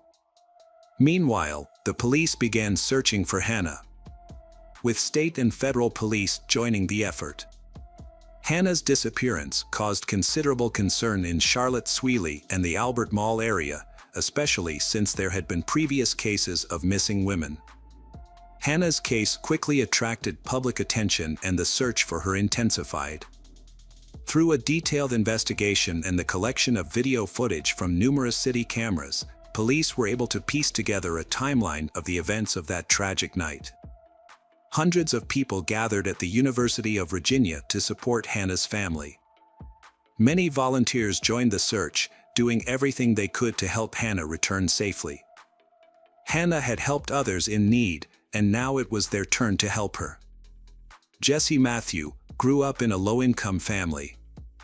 He faced constant bullying and humiliation at school, which led to a stutter and difficulties in his studies. Despite these challenges, he persevered and continued his education, eventually earning a full football scholarship to Liberty University in 2002. However, he was soon accused of violence against another student, prompting him to transfer to a different school. Upon entering Christopher Newport University, Jesse could no longer contain his desire, and soon rumors began to spread of a new sexual assault committed by Jesse. The victims remained unknown, having dropped out of school. Jesse made a living by working odd jobs for a while, switching jobs from time to time. In 2005, a young woman was attacked and raped in the Fairfax district while walking home from the store. The attacker threatened to kill her if she resisted. Although she survived the ordeal, she was hospitalized and treated, which included procedures to collect DNA samples. Police gathered evidence from the crime scene to create a DNA profile, but it did not match any suspects in police databases. Due to her fear for her safety, the woman ultimately chose to return to her home country of India. Surprisingly, family and friends described Jesse as a kind and helpful person. Even his ex-girlfriends found him charming and gentle. In fact, Jesse faced multiple sexual assault charges. One of the police officers who was friends with Jesse said that he had a very difficult childhood and was abused during his school years. Jesse was bullied a lot and forced to keep things a secret. Although this was never fully confirmed by his family or friends, Jesse himself stated that he was abused in his early years. This may explain how he went from being a good person to someone with malicious intent. Jesse's father struggled with alcoholism and was often absent from home for long periods of time. In 2006, his father was arrested for breaking the law. Did these experiences shape Jesse's personality and lead him to become a serial killer? On September 19th, police obtained a search warrant for the Jesse's apartment. They seized a mobile phone without a SIM card and a pair of men's shorts. DNA tests revealed both Jesse's and Hannah's biological material on these items. A second search warrant was executed for his apartment. And the next day, police announced that while he had not yet been formally charged with Hannah's kidnapping, he was the last person seen with her on the night she disappeared. During this second search, several bags of evidence were collected, including a phone, laundry, bedding, a pillow, clothing, a toothbrush, test tubes of hair, a wallet, and a cigar butt. Police obtained a third search warrant, allowing them to collect a pair of white shorts, a maroon shirt, and a towel with a reddish-brown stain. They also seized an orange Chevrolet Suburban belonging to Jesse. On September 20th, Jesse arrived at the Charlotte police station with Will, requesting an attorney and refusing to answer any questions about Hannah. Afterward, he left the station, got into his car, and sped away. Police pursued him, but he managed to evade capture. A nationwide search for him was initiated.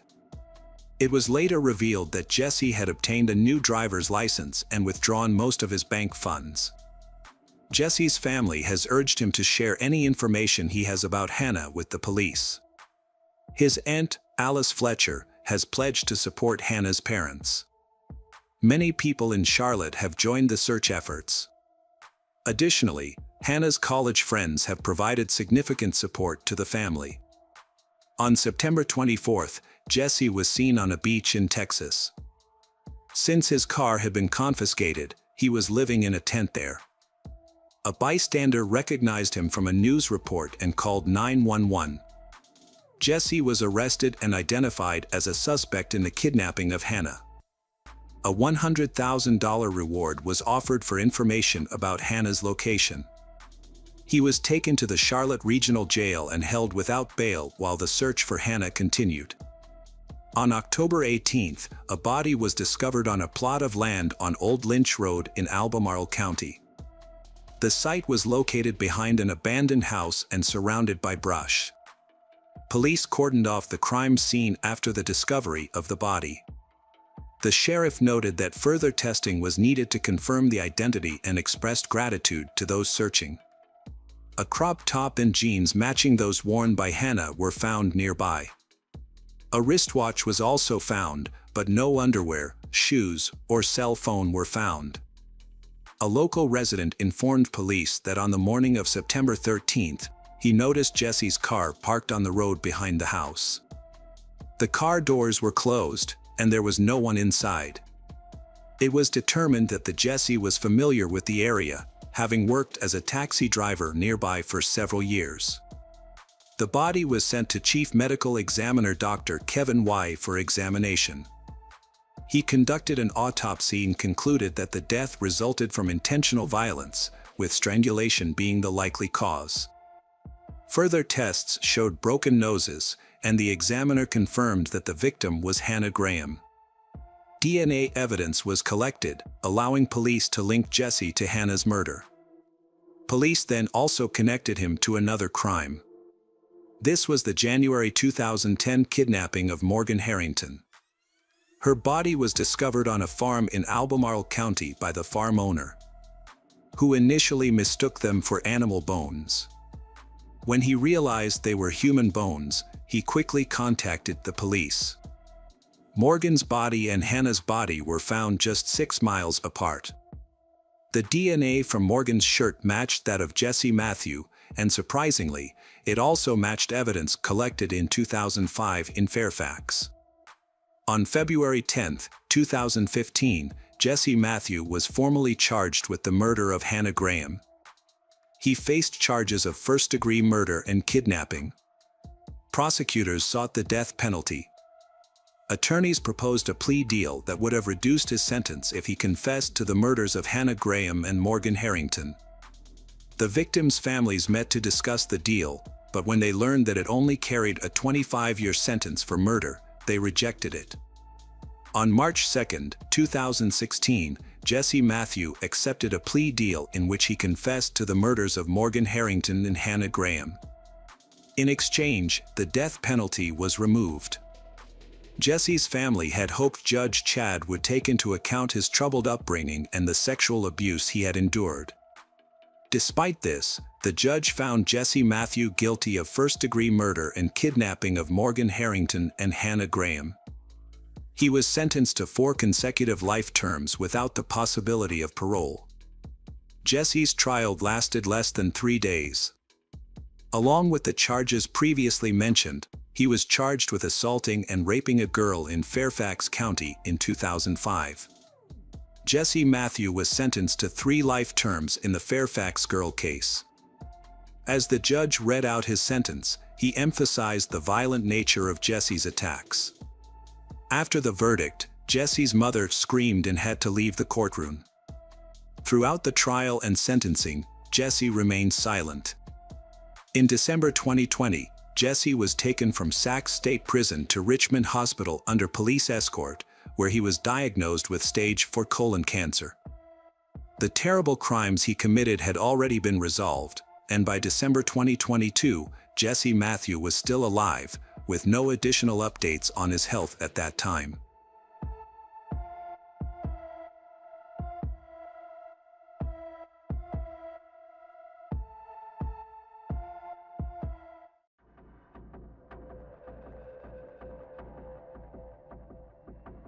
Hello friends, welcome to our channel. Today we're going to take a look at another horrible case with you. The case of Courtney Schulhoff. Courtney Schulhoff was born in 1987 in Florida to Stephen and Tracy. While details about her childhood are limited, we do know that her parents divorced when she was young, which was a challenging experience for her. After the divorce, her mother moved out and Courtney stayed with her father. Eventually, Stephen faced significant financial problems, which led to their move. In 2003, Courtney attended Lyman High School. She was a hardworking student at first, but after her parents divorced, her grades began to drop rapidly. She rarely attended school, stopped trying, and became a poor student. Outside of school, Courtney's personality also changed. She began hanging out with a group of friends who were known for bad behavior, which negatively affected her. Tensions between Courtney and her father Stephen escalate, forcing her to temporarily move in with her mother Tracy. However, this arrangement does not last long. Tracy cannot accept the changes in Courtney, so Stephen has no choice but to welcome her back home. Once again, Courtney and her father face unresolved issues, including her difficulties with school. During this time, Courtney and her friends often gather at the racetrack across from her school, where she meets and begins dating a 20-year-old college student named Michael. Michael Morin was a former high school football player who, unlike Courtney, had performed well academically. He received straight A's and was now attending a nearby college. His parents had high expectations for him, but everything changed after he met Courtney. After a few weeks of talking, they began spending all their free time together. Courtney's father, Stephen, was extremely upset about her poor grades, and this only intensified when he learned about her decision to be with Michael. He quickly started blaming Michael for this choice. Their relationship was already strained, and this situation made it worse. Courtney felt that her father didn't want her to be happy. She tried to explain that Michael was a good person, but Stephen refused to see him in that way. He had heard rumors about Michael being involved in car theft and wanted to caution Courtney that no matter what Michael did, he would never earn her father's approval. After a series of arguments, Courtney began to accuse her father of being abusive, and there was some evidence to support her accusations. One day, when Courtney invited some friends over, including Michael, her father Stephen came home earlier than expected, leading to an altercation. While Courtney and her friends were drinking and smoking, Stephen suddenly entered the room. Enraged, he yelled at his daughter for throwing a party without his permission. After a brief argument, Stephen punched Courtney in the face in front of her friends. The situation between Courtney and her father, Stephen, remained tense. Although Courtney had stopped going to school, she refused to find a job and frequently used her father's credit card without asking. She would come home with new clothes and items purchased online. By this time, Stephen's financial situation had worsened, making things even more challenging. For several months, Courtney continued her troubling behavior, often sneaking Michael into their home at night while her father was asleep. Eventually, Stephen prohibited Courtney from seeing her boyfriend, but she ignored his wishes and invited Michael over whenever she pleased. Every conversation between Courtney and her father focused on his harsh criticism of Michael. As the months passed, the situation became increasingly difficult. One day, Stephen checked his bank account and noticed some money missing. He called the police, reporting his daughter to them, apparently to teach her a lesson. After speaking with the police, Courtney returned home, now much more afraid of her father. She began to see him as strict, unkind, and a real threat. She devised a plan, determined to break free from Stephen's control. By the end of 2003, Stephen was in a relationship with a woman named Elaine. During this same time, Courtney was working towards earning her high school diploma while continuing to date Michael. Frustrated by Courtney's father's efforts to control their relationship, the couple decided to run away. However, they faced a major obstacle. Neither had a car or any money. Their plan was to take Michael's father's car and drive to Maryland, where they could ask Courtney's grandparents for financial assistance. Unfortunately, things did not go as planned. Michael stole his father's car, but while on the way to Maryland, they changed their minds and turned back home. This decision led to serious consequences for both Michael and Courtney. Michael's parents reported him to the police, and he was charged with car theft, resulting in a 70-day. Furthermore, Michael's parents insisted that he end his relationship with Courtney, believing it to be detrimental to him. This relationship was indeed harmful to both of them. Michael was forced to break up with Courtney, but he refused. As a result, his parents decided to kick him out of the house, leaving him homeless. He began sneaking into Courtney's apartment to sleep there, something he had done occasionally before, but now happened every night.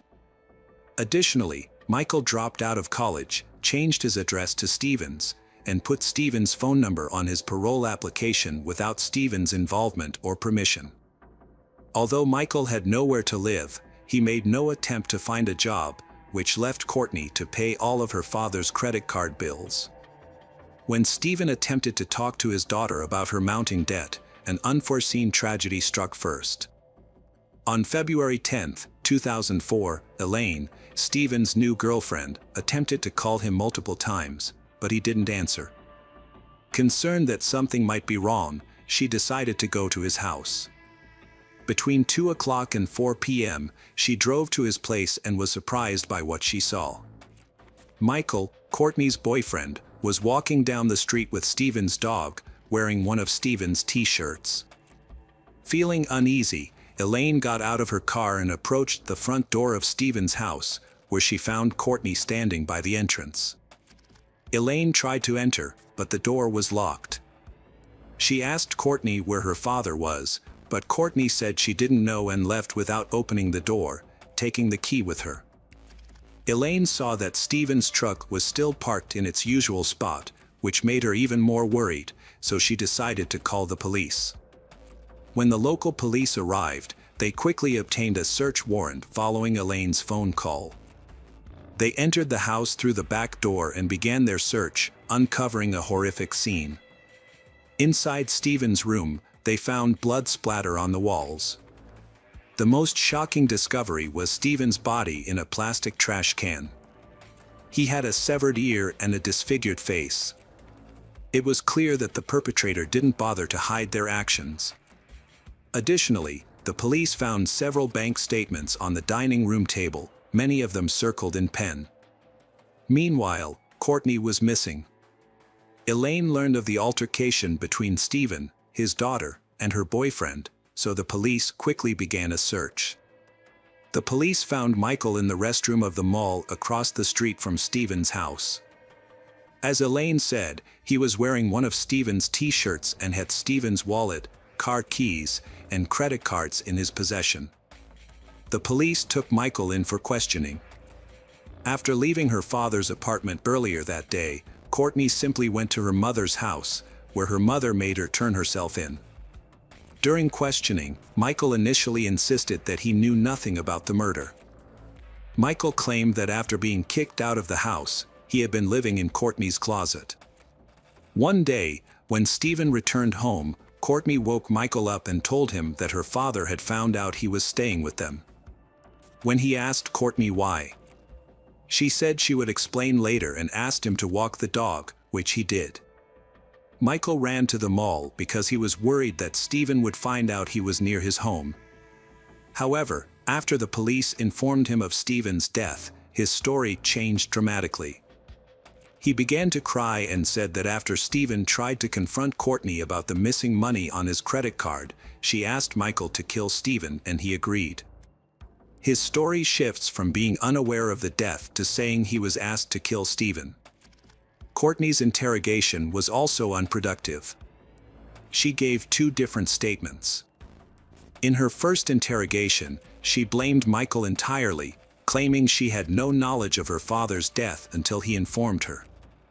In a later confession, however, she revealed much more information to police. Courtney maintained that the murder was Michael's idea and admitted to helping him by removing Stephen's dog from the room before the incident and placing the bat by the bedroom door. She said she heard everything while Michael killed her father. But by the end of the trial in September 2006, her story had changed dramatically. Courtney was convicted of murder.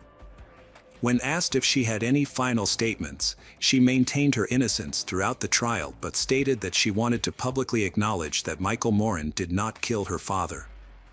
She took full responsibility and agreed to her sentence. This shocking admission took everyone in the courtroom by surprise.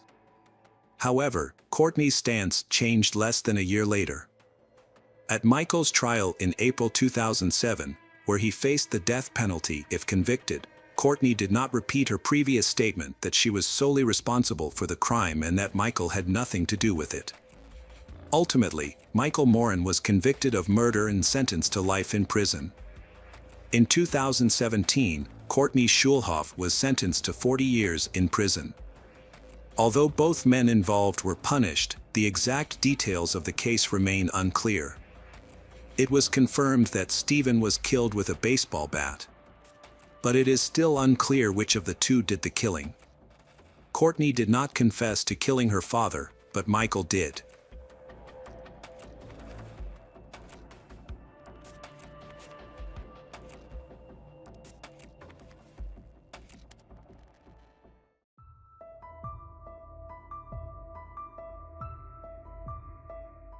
Hello again, true crime fans. We've got another mysterious case to explore. The case of Sidney Powell. Brenda Powell was born in 1969 in Saline, Agua, USA. She graduated from high school and then attended Akron University. After completing her studies, she began working as a pediatrician in the oncology department of her local children's hospital. For over 28 years, she has dedicated herself to helping sick children. Brenda oversees inpatient care and is known to her peers and hospital staff as a calm, quiet person who is exceptionally kind to both patients and their parents. In November 1996, Brenda, 27, married Stephen Powell and took his last name. They were introduced through a mutual friend who worked with her at the hospital. The couple enjoyed a happy life together for 23 years and welcomed 2 children. A daughter named Sydney and a son named Andrew. Since childhood, Sydney has been passionate about sports, especially football. Her family watched football together every Sunday, which helped strengthen their relationship. They also regularly visited the beach and Disneyland. As Sydney grew older, she and her mother, Brenda, began to spend more time together. While her father and brother watched football, they enjoyed shopping, which further strengthened their relationship. Sydney did well in high school, which helped her pass her exams and gain admission to Mount Union University, where she also received a scholarship. In college, she became friends with Lauren and a group of female students while living on campus. She participated in school events and was introduced to many different activities. Friends described Sydney as friendly and easygoing. Sydney's academic journey took an unexpected turn after her first year. Initially, everything seemed fine. She excelled in her classes and was praised by her teachers, ranking among the top students. Sydney began working part-time during the summer holidays to earn extra money. However, during her second year, Sydney faced significant challenges and decided to move off campus. Her friends were initially confused by this sudden decision, but later learned that Sydney was struggling academically. Her grades were dropping. Additionally, Sydney began sleeping excessively, often around 16 hours a day. Sydney's friends thought she could handle it all because she was a smart and hardworking student who had previously done well in school. Unfortunately, Sydney struggled and ended up failing 3 out of 4 exams. Due to strict regulations, she received a notice of expulsion from the university, which shocked everyone. Sydney was worried and shared her concerns with her friends. Fortunately, they informed her that she could reapply for admission. At the beginning of 2020, Sydney resumed her studies, attending classes and sorority meetings. She happily told her friends that she had been readmitted to the university and was doing well. In early February, Sydney was notified that she had to leave the school permanently and that her expulsion would remain in effect. She was offered assistance with moving and packing. And the school planned to notify her parents of her situation to help cover her expenses. However, Sydney told the school administration that her family already knew and did not need to be contacted. This was not true, and she was afraid that her parents would find out about her expulsion. During this time, she told her parents that she was doing well in school and had good grades, and that she had even won a scholarship. Her parents trusted her and had no reason to doubt her. After being evicted from campus, Sydney left but did not return home before the end of February. Instead, she stayed with friends in various hotels, paying in cash to avoid being tracked and to keep her situation at the university a secret. Although she worked part-time to support herself, her earnings were insufficient. Sydney constantly searched for online opportunities to make money but could not find a full-time job that would provide adequate support. She continued to live in hotels or with friends, afraid to go home. She cut back on everything and often did not eat enough. Eventually, she decided to return home, claiming that the campus was closed for renovations. She told her parents that she would stay with them while she went to college and still work. Her parents believed her and thought everything was fine. Sydney has been lying to her mother by saying that she is fine. Recently, Brenda has noticed some strange changes in her daughter's behavior. She discovers that Sydney is spending more time at home and not going to school, which raises concerns. This information later comes to light because Sydney's entire family uses the Life 360 app, a mobile phone location tracking app on a map for safety, allowing family members to know where each other are. On February 25, 2020, Brenda received a notification from the app that Sydney had stayed home all day instead of coming to college as scheduled. This worried Brenda, who was concerned that something was wrong. She contacted her daughter to find out what was going on. Sydney replied that she had a week off because her teacher was absent. She mentioned that students were given assignments to complete at home and were participating in remote learning. However, Brenda began to doubt Sydney's story. She told her daughter that her explanations did not seem right and reminded her of the importance of good grades to maintain her scholarship and graduate, which would affect her future job opportunities. She also emphasized the importance of attending school regularly. Sydney then reassured her mother that everything was fine and that she should not worry. The deception continued. On March 2nd, Sydney texted her mother, saying she was going to school and would be back by 2:30 p.m. Instead, she spent time with a friend, watching TV, while lying about her college situation. During this time, the parents noticed that something was wrong.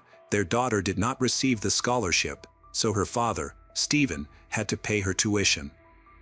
He tried to send money through the payment gateway, but could not complete the transaction because he had lost access to his account. Initially, he suspected a technical problem and decided to wait. However, when Stephen logged in on March 3rd while working at a metallurgical plant, he was still unable to complete the transaction. He then asked his daughter about the problem. Sydney reassured him not to worry and promised that she would look into the matter and resolve it. Stephen realized he could not delay any longer as the deadline was near, and he needed to pay for his daughter's studies quickly. He decided to contact the university himself to resolve the situation. When he called, the staff checked their records and informed him that Sydney was not listed as a student, meaning her access had been revoked. Stephen was shocked and thought there must be some mistake. He requested they verify the information again, and they confirmed that Sydney had indeed been expelled. However, the university staff would not disclose the date of her expulsion, citing confidentiality rules. Stephen used a tracking app to locate Sydney, who was supposed to be in class. Instead, he discovered she was at home while he was at work. He wanted to go home to talk to her, but he feared she might track his movements and run away. To avoid this, he left his phone at work and headed home. Before leaving, he called Sydney to gather information, but she avoided giving clear answers. During the conversation, she admitted that she was struggling at university and didn't like it there. However, she continued to lie, not confessing that she had been expelled a long time ago. Instead, she claimed she had just not been attending classes. Stephen was troubled by his daughter's situation. He believed she was capable and had a bright future ahead, but he worried that her lack of commitment to attending classes could hinder her progress. He wanted to talk to her about the issue so they could find a solution together. On his way to work, Stephen called Brenda to inform her about their daughter's learning difficulties. Although Brenda suspected something was wrong, she hoped it was not true. Throughout the call, Stephen was concerned about Sydney's situation. However, Brenda reassured him. With a background in psychology, she had a skill for helping others and wanted to use her experience to support their daughter. She promised Stephen that she would take time off work, go home, and have a calm and open discussion with Sydney to ensure that they could all make the best decision together. Brenda then tried to contact the school but was unsuccessful. She left a voicemail asking for a call back and then went home. When Brenda reached her private entrance, she told her husband what had happened and went inside. Meanwhile, teachers Michelle and John received Brenda's message and called her back within the hour. At approximately 12:36 p.m., Brenda answered the phone and spoke calmly to the teachers. Everything seemed normal until Brenda started screaming into the phone, followed by a series of noises. Michelle and John, who were listening on speakerphone, were confused about what was happening but sensed that something was wrong. Michelle and John were worried about what had happened and tried calling Brenda again, but she did not answer. After several tries, a woman finally picked up at 12:40 p.m., but it wasn't Brenda. The teachers recognized Sydney's voice and asked to speak to her mother, but the call suddenly ended. This situation made Michelle and John suspicious. They decided to contact the local police to check on Brenda. Police officer Kenneth Diss, a friend of Brenda's family, heard the call and was extremely concerned about the alarming situation. He personally called Stephen to ask what was going on at their house, but Stephen could not provide any information because he was not home. After thinking for a moment, Stephen recalled that Sydney and Brenda were supposed to be at home discussing their study problems. He suspected there might have been a conflict between his wife and daughter. But he couldn't imagine the reality of the situation. Stephen then rushed home and called his daughter, Sydney, to find out what was going on.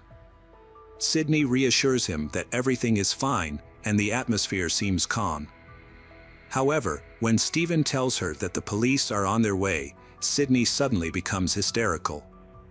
She begins to cry and reveals that a robber has broken into the house and attacked them. The call then ends abruptly. The police had already arrived at the house when Sydney dashed out, covered in blood, and screaming.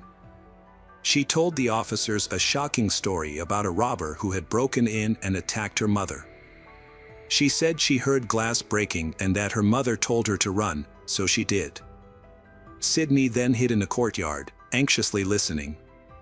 She then found her mother lying in a pool of blood and she tried to help her, which is how she got blood on her. Inside the house, officers found Brenda lying face up in a room. She was badly injured, with a bloody cast iron skillet nearby and a kitchen knife on the floor. Despite the broken glass, officers began to doubt Sydney's story. Her story about a robber seemed very unbelievable. An ambulance arrived quickly and took Brenda to hospital, where she was taken to the intensive care unit. Sadly, 50-year-old Brenda Powell died shortly after arriving. Sydney was also examined by paramedics, but no serious injuries were found. She was sedated, her cuts were bandaged, and she was sent home. Forensic experts who examined Brenda's body were shocked by the brutality of the attack. She had suffered a severe blow to the back of the head, which caused her scalp to detach from her skull. Additionally, she had numerous stab wounds, estimated to be between 20 and 30, mostly concentrated on her neck. There were also multiple bruises and cuts on her arms, suggesting she had tried to defend herself. A preliminary review of the situation led police to believe that Sydney's account of events was fabricated. Although Sydney was covered in blood and had several smaller cuts on her arms, they were significantly less severe than her mother's injuries. It was evident that the robbery had been staged, as nothing was taken from the house. Sydney's actions raised several questions. After her mother told her to leave the house, why didn't she run to the neighbors for help or call 911? Instead, she waited in the yard and later went back into the house without any apparent fear. None of the neighbors reported seeing a robber. The blood found on Sydney was tested and matched her mother's, including traces on the broken glass. Police sent the knife, believed to be the murder weapon, and the frying pan for analysis. Brenda's blood was found on these items, and no fingerprints or other DNA were found at the scene. It appears that Sydney injured herself when she stabbed her mother. Sydney Powell was then taken to the police station for questioning. After the initial panic subsided, she refused to answer any questions. By this time, police investigating the attack had learned about recent events in Sydney's university life. They discovered that she had been expelled a month earlier and had lied to her family about her situation, staying with friends in hotels instead. She was so afraid of disappointing those around her that she had lied not only to her parents but also to her classmates and others. Police believe that Sydney was so afraid of telling the truth that she decided to kill her mother when her mother started to suspect something was wrong. Despite this, Sydney chose to remain silent. 19-year-old Sydney Powell was arrested and charged with murdering Brenda. She also faced charges for causing serious injury and for tampering with evidence to mislead the investigation. Due to her mental health issues, she was unable to admit or deny her guilt. Her lawyer argued that she was insane, stating that Sydney had struggled with serious mental health problems since childhood. At the time of the offense, Sydney may have been experiencing a mental health crisis that affected her perception of her actions. Sydney faced several mental health issues that may have contributed to the violent incident, which led police to request a psychiatric evaluation. During the examination, Sydney spoke about her memories of that day but could only recall bits and pieces. She remembered sitting in the basement, anxious about her parents coming home after her father found out about her struggles. She also remembers her mother coming home and their conversation starting, when her mother comforted her and asked what happened at school. She wished her mother would leave her alone. Then she heard the sound of glass breaking, and then she couldn't remember anything else about what happened. Sydney informed her doctor that she had been experiencing hallucinations since she was 11 years old. She had always been very anxious, responsible, and self-critical, setting extremely high academic standards for herself. At times her anxiety became so intense that it affected her ability to concentrate on tests, leading to multiple psychological evaluations. After extensive evaluation and discussion with Sydney, the psychiatrist diagnosed her with acute post-traumatic stress disorder, schizoaffective disorder, and depression. Sydney reported that she had recurring nightmares of her mother covered in blood. The lack of a clear motive for the murder led the psychiatrist to determine that Sydney was insane at the time of the incident. Another doctor who worked with Sydney for at least 3 to 6 months before the crime noted that her mental health had deteriorated significantly. She started losing touch with reality and began failing her exams, which ultimately led to her expulsion from university. Her condition was worsened by extreme self-criticism. She couldn't accept that she had failed. Sydney was also afraid to confess her struggles to her parents. However, the truth eventually came out, causing her immense stress. This culminated in a psychotic breakdown that resulted in her mother's murder. After her arrest, Sydney's bail was initially set at $250,000 but was later raised to $500,000.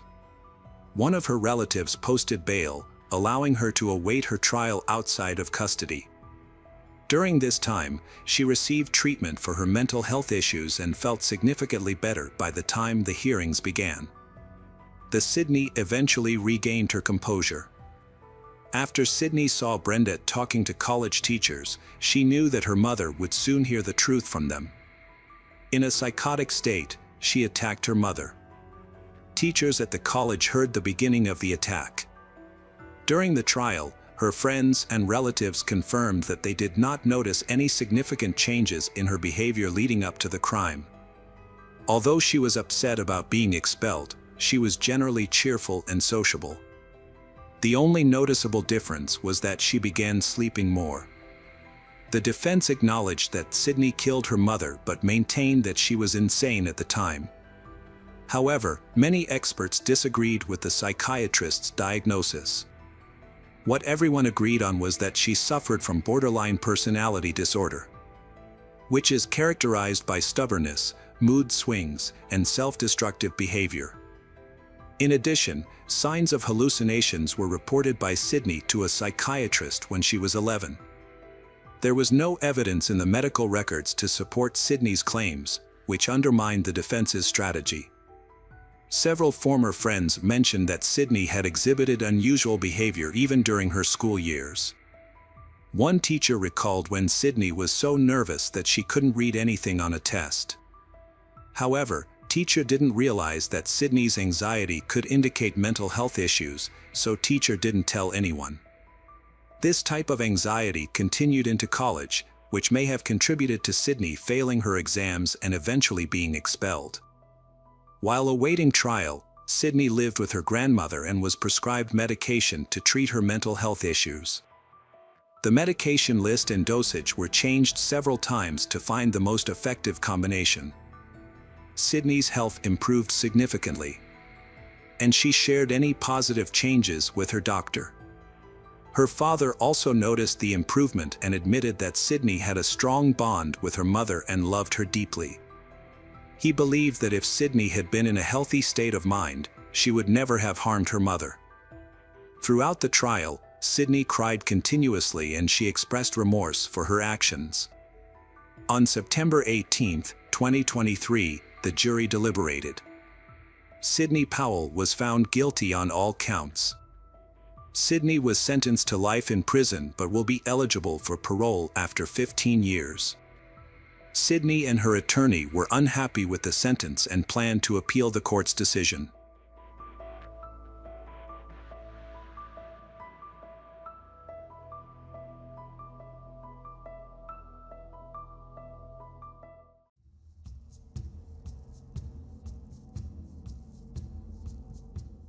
Hello again, true crime fans. We've got another mysterious case to explore.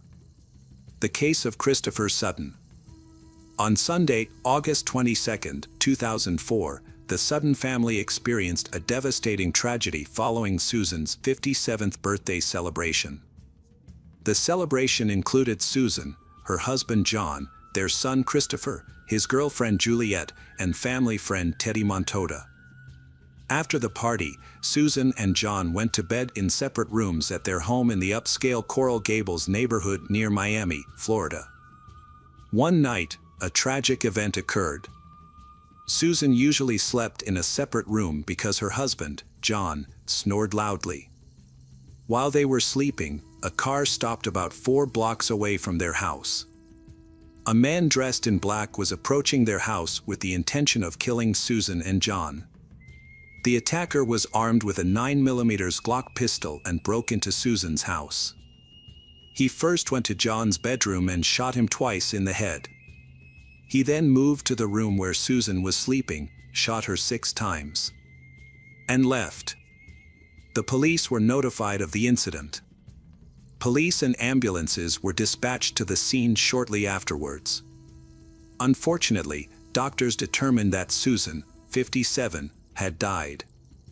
John was still alive but had suffered serious injuries and had lost a lot of blood. He was taken to hospital, where paramedics worked frantically to save him, although his chances of survival were slim. Before being taken to hospital, John said that he could not see the shooter in the dark and did not know who it was. Forensic experts began examining the crime scene, while police questioned neighbors and searched for surveillance cameras. Although no cameras were found, but neighbors reported seeing a suspicious man dressed in dark clothing running away from the house. There were no signs of forced entry. The killer had accessed the home through the sliding glass doors. The house was intact, with no money or jewelry taken, indicating to police that this was not a robbery. The attack was clearly targeted at killing Susan and John. But the motive behind the murder remains unknown. Melissa Sutton was 18 years old when her parents were attacked. As a freshman living on her own, she couldn't attend the celebration at their house. She was devastated to learn about her mother's death. Overwhelmed with grief, she went to see her father in the hospital. She described him as looking very unwell. John had miraculously survived 2 gunshot wounds to the head, leaving doctors astonished that he was still alive, although he remained in serious condition. When John woke up in intensive care, he realized he was blind. Additionally, he was experiencing severe shock. He felt unsafe in the hospital, constantly fearing that the killer might return. This left John feeling endangered. He was eager to leave the hospital and find a safe place to hide. His fears were taken seriously, so a guard was assigned to his room, and police patrolled the area around the clock. Due to the severity of his injuries, John was also unable to hear anything. He didn't hear the shots fired at his wife and was unaware of what happened to Susan. As he slowly started to recover, he asked Melissa how his wife was. She did not answer because the police had advised her not to say anything that might upset John further. He later found out that his wife had been murdered by her attacker. The news was a huge shock to him. Susan's death was a huge loss for the whole family. She had devoted her life to being a loving mother. Susan spent many years as an intensive care nurse, a respected profession in the United States. Her career ended in the late 1970s when she decided to stay at home with her husband, John, after the birth of their first child, Christopher. They made this choice because Susan had been unable to conceive for 7 years, at which point they decided to adopt a daughter, Melissa. The police discovered that John had built a successful business and may have had enemies. They also learned that he had received previous threats of violence. The police investigated everyone who had had animosity toward John and Susan, but they all had solid alibis. While the police searched the crime scene for evidence, they discovered that Susan's purse, jewelry belonging to her or her husband, were still intact. Although these items were visible, the police planned to interview John, but he had difficulty communicating. However, he was able to provide some useful information. Although he could not identify the shooter, he recalled seeing a dark figure at the door. The attacker may have been dressed all in black or may have been African American. John could not be certain in the darkness. Unfortunately, this information was not useful to the police. The police decided to speak with Teddy, a family friend who was at the party before the shooting. They visited his house for an interview. Teddy explained that he was on the phone with Susan at the exact moment the shooting happened. He heard a gunshot, followed by silence. Feeling frightened, he called the police, got into his car, and rushed to the Susan family's home, arriving just after the police. Teddy was very shaken by the attack on Susan. However, the police found his account unusual. They questioned why he was still talking to Susan when everyone else had already left the party, leading them to suspect an affair. Teddy clarified that he was not just a family friend but also a business partner. He claimed that they were discussing an urgent business matter and that he frequently communicated with both John and Susan to handle various issues, so he didn't find his late conversation with Susan abnormal. During the conversation, Teddy told the police that the shooters were professional and trained shooters. The police found this information interesting and took Teddy's gun for testing. Teddy was also called into the station for a lie detector test. The police believed he was hiding something and continued to question him. Teddy eventually confessed that he was in a romantic relationship with Susan. The police have often seen love triangles that can lead people to commit terrible acts. However, Teddy's gun did not match the weapon used in the attack and his phone was tracked to a location far from the crime scene at the time of the shooting. Teddy denied any involvement in the attack on John and Susan. Although his lie detector test was deemed inconclusive, it was suggested that his anxiety stemmed from trying to keep his affair with Susan a secret to avoid damaging his relationship with his friend John. John had a strong and trusting relationship with Teddy. Shortly before the incident, John and Teddy received one of the largest payouts in their law firm's history, over $1 million, and they celebrated this occasion extravagantly. Teddy was ruled out as a suspect, and the police decided to investigate other family members instead. An examination revealed that John could not have physically inflicted the shot on himself, so he was not considered a suspect. Their daughter Melissa has a solid alibi because she was in another city and also passed a lie detector test. The police then investigated Christopher Sutton. He had a girlfriend named Juliet. They had attended a family party together. Christopher quickly claimed that he and Juliet had gone to the movies the night before and provided their tickets as evidence. Juliet confirmed his story. The police then requested the cinema's surveillance camera footage, confirming that they had indeed gone to the cinema that night and confirming their alibi. After leaving the hospital, John moved in with Christopher so he could care for him for a while. However, disturbing evidence was discovered that Christopher actually wanted to kill his parents. He even threatened to kill his mother during a fight. Christopher became the prime suspect in the case. Additionally, Christopher had a criminal record that included vandalizing a teacher's home. When Christopher was 16, his parents, John and Susan, decided to send him to a reform school. Christopher was aggressive and had trouble controlling his anger, which made it difficult for him to socialize with other teenagers. He changed schools at least 6 times. He often skipped school. John would drop him off at the main entrance, walk to the door, but then Christopher would sneak out through another exit and go do his own thing. However, his absences were not his biggest problem. He also got involved in some criminal activities. One day, he and a group of friends broke into a teacher's house, causing damage and graffiti. As a result, Christopher was arrested and the teacher filed a lawsuit against him. The damage was estimated to be in excess of $50,000, and his parents had to pay it. Christopher's family had no financial problems and could easily pay the fine. However, his family was frustrated with their son's out-of-control behavior and did not know how to handle him. Christopher was a difficult teenager who had no respect for adult authority. His rebellion began with his love of piercings and tattoos, which his parents strongly disapproved of. Despite their efforts, they were unable to change his behavior, which led to more problems. One day, Christopher pointed an unloaded rifle at his mother and sister, threatening to kill them. Shortly before Christopher's 16th birthday, Susan discovered a note in his room that outlined a plan to kill his parents to inherit their money. Susan informed John about the note, and they confronted Christopher, who dismissed it as a joke. However, when his parents saw the note, they became frightened. From that point on, they were afraid to be alone with their son in the house. They even sought legal help, which led to a court-ordered rehabilitation program.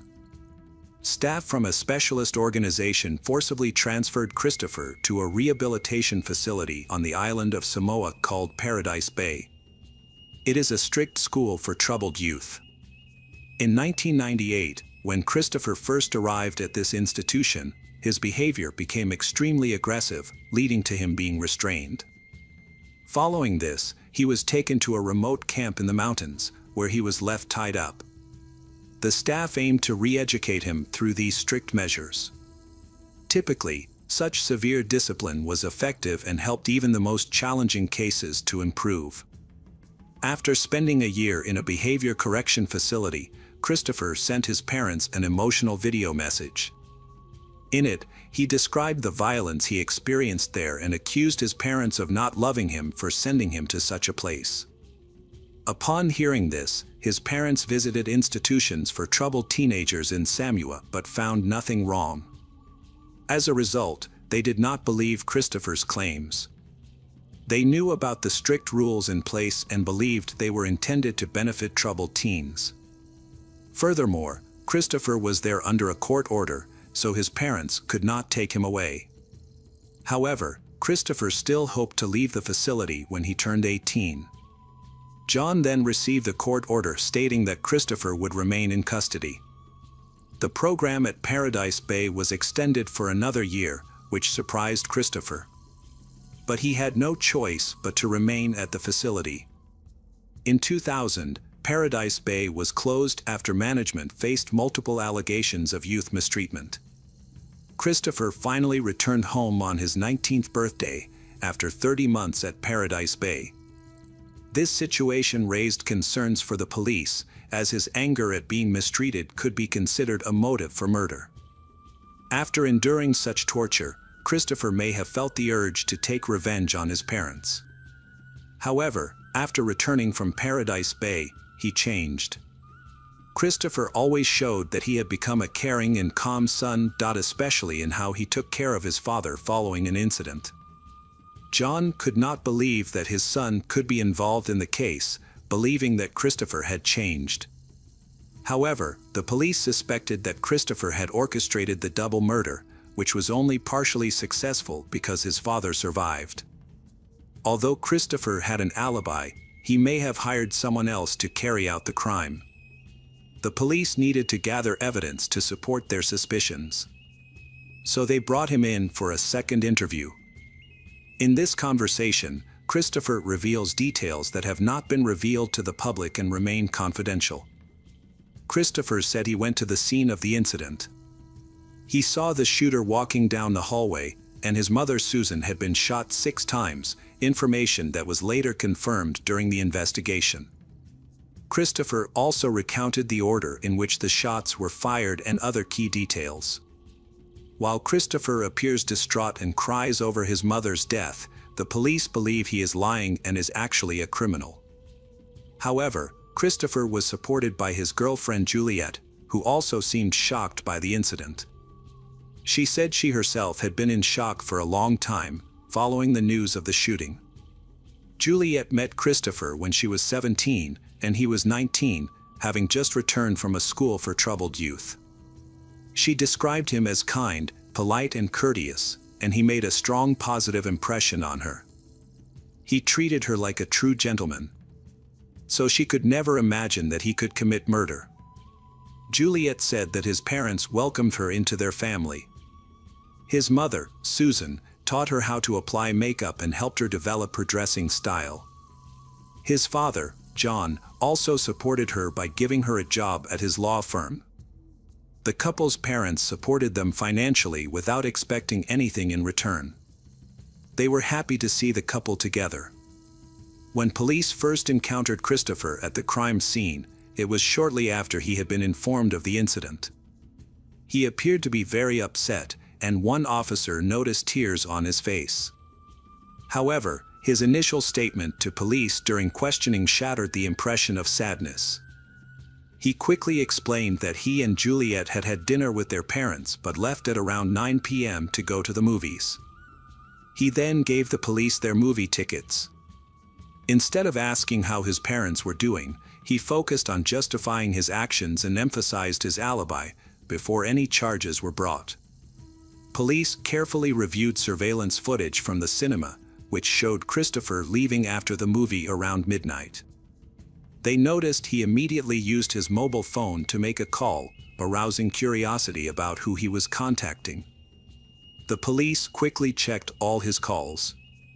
Police later determined that Christopher had contacted a man named Garrett Kopp 331 times in the days leading up to the murder, which raised suspicions. Garrett, a police officer with a criminal record, had come to the attention of police. They suspected he might be involved in the crime. The case drew attention to Garrett's troubled past, including multiple arrests, adding to police suspicions. Police began to consider Garrett as a potential suspect. At the time of the case, he was out on bail. When police examined the weapon used in the murder, they found it to be very similar to Garrett's Glock, so he was taken to the station for questioning. Garrett had a tense conversation with the police and later admitted to attacking John and Susan. However, Garrett insisted that he did not act on his own. He said that Christopher had threatened to kill him and his son if he did not comply. Garrett insisted that the idea for the attack was entirely Christopher's. He also said that Christopher had given him the gun and had left the door unlocked, allowing him easy access to the house. The police arrested Garrett and charged him with murder, but his testimony was not enough to keep Christopher in custody. Juliet was questioned by police who believed she had more information than she was revealing. Despite their efforts, she denied any involvement and insisted on her innocence for several hours. The interrogation lasted 13 hours in total, but the police did not record it. Later, Juliet alleged that police had threatened her with arrest to force a confession and acted provocatively during the questioning. However, she eventually admitted that Christopher felt a strong resentment towards his parents for placing him in a facility for troubled teenagers. Recently, his parents tried to push him to get a job and start covering his own costs, which he found unacceptable, and this led to family conflicts. During questioning, Juliet revealed that Christopher had been planning revenge on his parents for years. He often spoke about the inheritance and how they could live without worries if he could take everything his parents had earned. However, she didn't take his threats seriously. The police had gathered enough evidence to obtain an arrest warrant for Christopher Sutton. However, by that time, he had disappeared. This was a crucial moment for the police, as they feared that Christopher might return to harm John. Fortunately, the police were able to locate and arrest Christopher, charging him with the murder of his mother and attempted murder of his father. Garrett Kopp and Christopher Sutton were eventually tried separately, and both faced the death penalty. Christopher, however, maintained that he had no role in planning the crime. The defense argued that the police were unfair, claiming that the police pressured Juliet, which influenced her testimony. After Garrett learned that he could face the death penalty, Garrett decided to cooperate with the prosecution by pleading guilty to a lesser charge, which was in his favor. He was then sentenced to 30 years in prison. The prosecution's case took a turn when Juliet appeared in court to testify. She revealed that Christopher had often expressed anger at his parents for not giving him money, even saying that they deserved to die for their actions. The defense argued that much of Juliet's testimony was given under police pressure and should be excluded from the case. However, the judge denied this request. In court, Juliet maintained that she had been truthful during her interrogation with the police. She stated that she viewed Christopher's anger as mere frustration and never believed he would go on to commit such serious crimes. After Juliet's testimony, John, the surviving father, shared his thoughts. After hearing all the witness testimony, John believed that Christopher was capable of committing the crime. John noted that even after leaving the hospital, Christopher continued to try to manage the family's finances, which led him to believe that Christopher was involved in the crime. When it was Christopher's turn to speak, he accused Garrett of attacking their parents due to his drug addiction. Christopher highlighted several moments when Garrett was out of control due to drugs, claiming that during those times he was dangerous and capable of committing any crime. Christopher also mentioned that he kept drugs in Susan's bedroom closet. The Garrett might have entered the house to steal illegal drugs. However, the prosecutor argued that the scene did not appear to be a burglary, everything was intact, even the money and jewelry were intact. If it was a burglary, Garrett would have taken valuables. In his defense, Christopher claimed that he had changed and overcome the anger, resentment, and disappointment he felt towards his parents for sending him to a special school. He believed that he had changed for the better.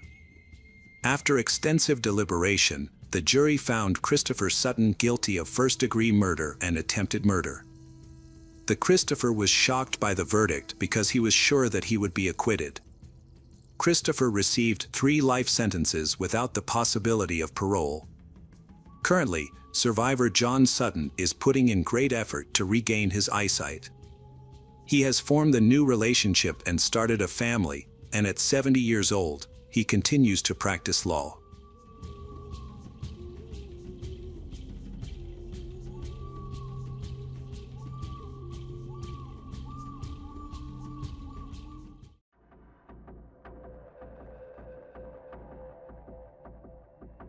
Hello again, True crime fans, we've got another mysterious case to explore. The case of Ellie Nessler. In the small town of Jamestown, California, Daniel Mark Driver was on trial for child abuse. One of Daniel's victims was William Nelayer, a defenseless child. William's mother, Ellie, felt that the justice system had failed to protect her son, so Ellie took matters into her own hands with a gun. The case sparked widespread debate, with some people fully supporting Ellie, while others criticized her actions. Ultimately, the discussion surrounding the case attracted national attention. Jamestown was a small, quiet town with a population of about 3,500 at the time of the incident. Ellie was the eldest of 3 daughters. Her parents were hardworking miners who taught Ellie the importance of self-reliance from a young age. As a result, she grew up to be strong and independent. During her teenage years, Ellie began to help her family by looking for work. It was a tough economic time. She took on various jobs to supplement her income. She also helped her parents by taking care of her younger siblings. When Ellie turned 20, she fell in love with a guy she met, and they quickly entered a romantic relationship. Soon after, they got married, but their marriage ended in divorce shortly thereafter. Her next partner was Bill, who worked as a miner. Additionally, Bill operated construction equipment, allowing him to earn a good income. They married in 1982 and soon welcomed a son named William. Bill grew up in an area that was once the center of the gold rush. As a child, he had listened to stories of old men panning for gold in the river, which inspired him to seek their adventure, even though the land was largely depleted by then. In search of better fortune, Bill and his family traveled to Liberia, West Africa, during the gold rush. While Bill was prospecting for gold, Ellie gave birth to their daughter, Rebecca. Unfortunately, Rebecca's early years were not peaceful.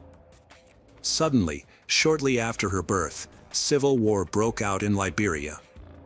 As a result, Ellie and the children returned to Jamestown, while Bill remained in West Africa, determined to make his fortune mining gold.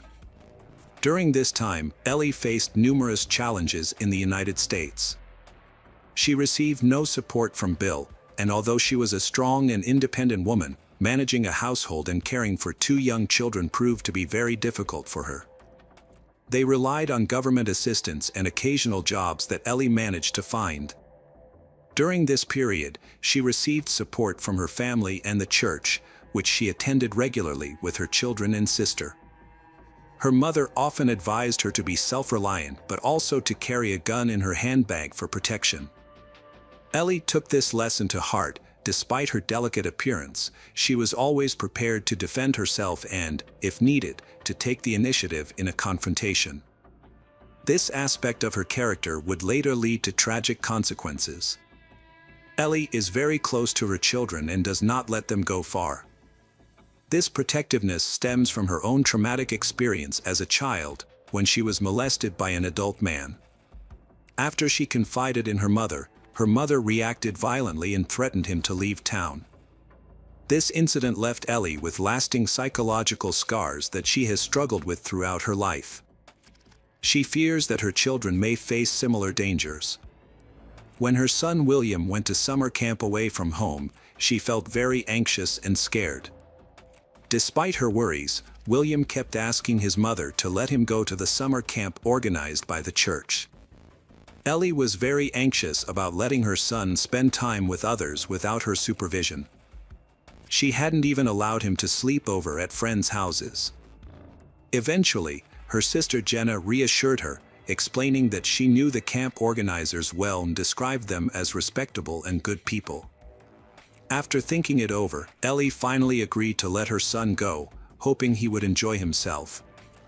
William spent 3 weeks at a church-run tent camp. After returning from the summer camp, Ellie noticed a change in William's behavior. William became aggressive, often sad, and stopped communicating. Ellie sensed that something was bothering him. Despite her and her family's efforts to find out what was happening at the camp, William refused to discuss it with adults. He insisted on being treated like an adult and wanted them to stop asking him questions. Younger sister Rebecca and his mother thought he was trying to imitate the older teenagers he had met at the camp. When the new school year started a few weeks later, everyone thought William was settling in well with his friends. However, when he returned to class, things did not improve. He began to withdraw from his family and became more aggressive with his classmates, rarely interacting with others. His anger often became uncontrollable, and these incidents had increased since he had been at the camp. Ellie was confused by William's changes, and it took her over a year to discover the reason behind them. Unfortunately, the truth behind it was quite heartbreaking. Daniel Mark Driver, a 30-year-old man who attended the same church as Ellie and her children, had recently moved in with his mother, who lived nearby. He was considered a good man and an active member of the church, known for his community involvement and willingness to help other parishioners. He always carried a Bible with him and could easily recite passages from it. Daniel took on the role of kitchen staff at the summer camp and also helped supervise the children, who always spoke positively of him. He is a natural psychologist. According to his parents, Daniel can help solve any difficult situation. Students often come to him to confide in him when they are in trouble. Many boys who do not have fathers consider Daniel as a father figure. With his persuasive skills, he can talk to any teenager. William experienced a significant change in his relationship with Daniel. William used to enjoy spending time with Daniel and interacting with him.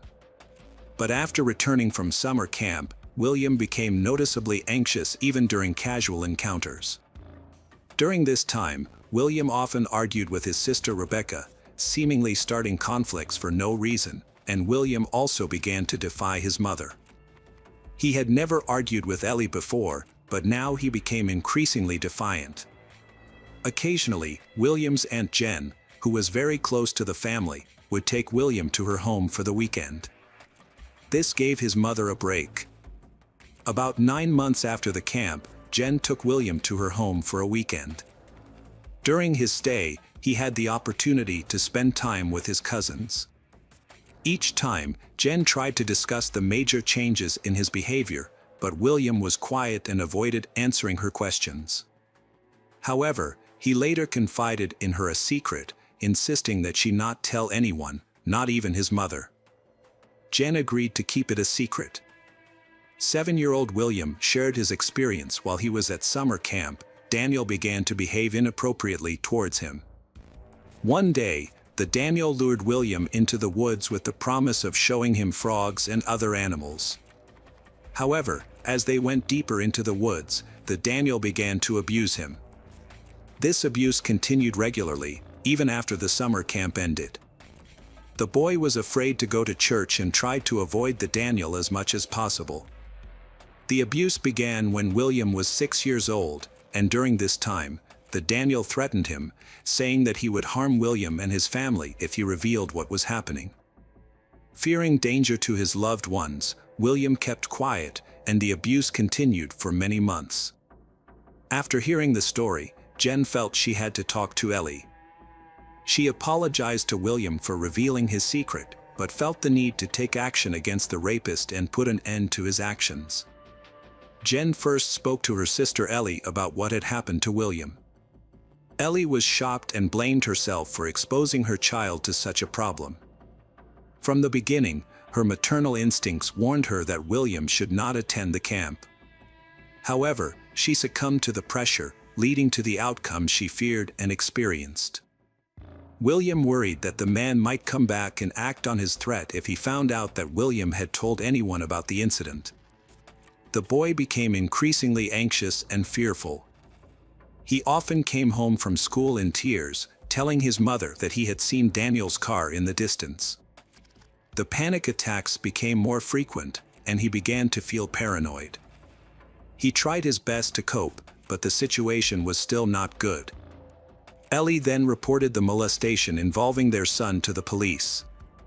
Police checked Daniel's record in a national database, discovering a worrying history of crimes involving children.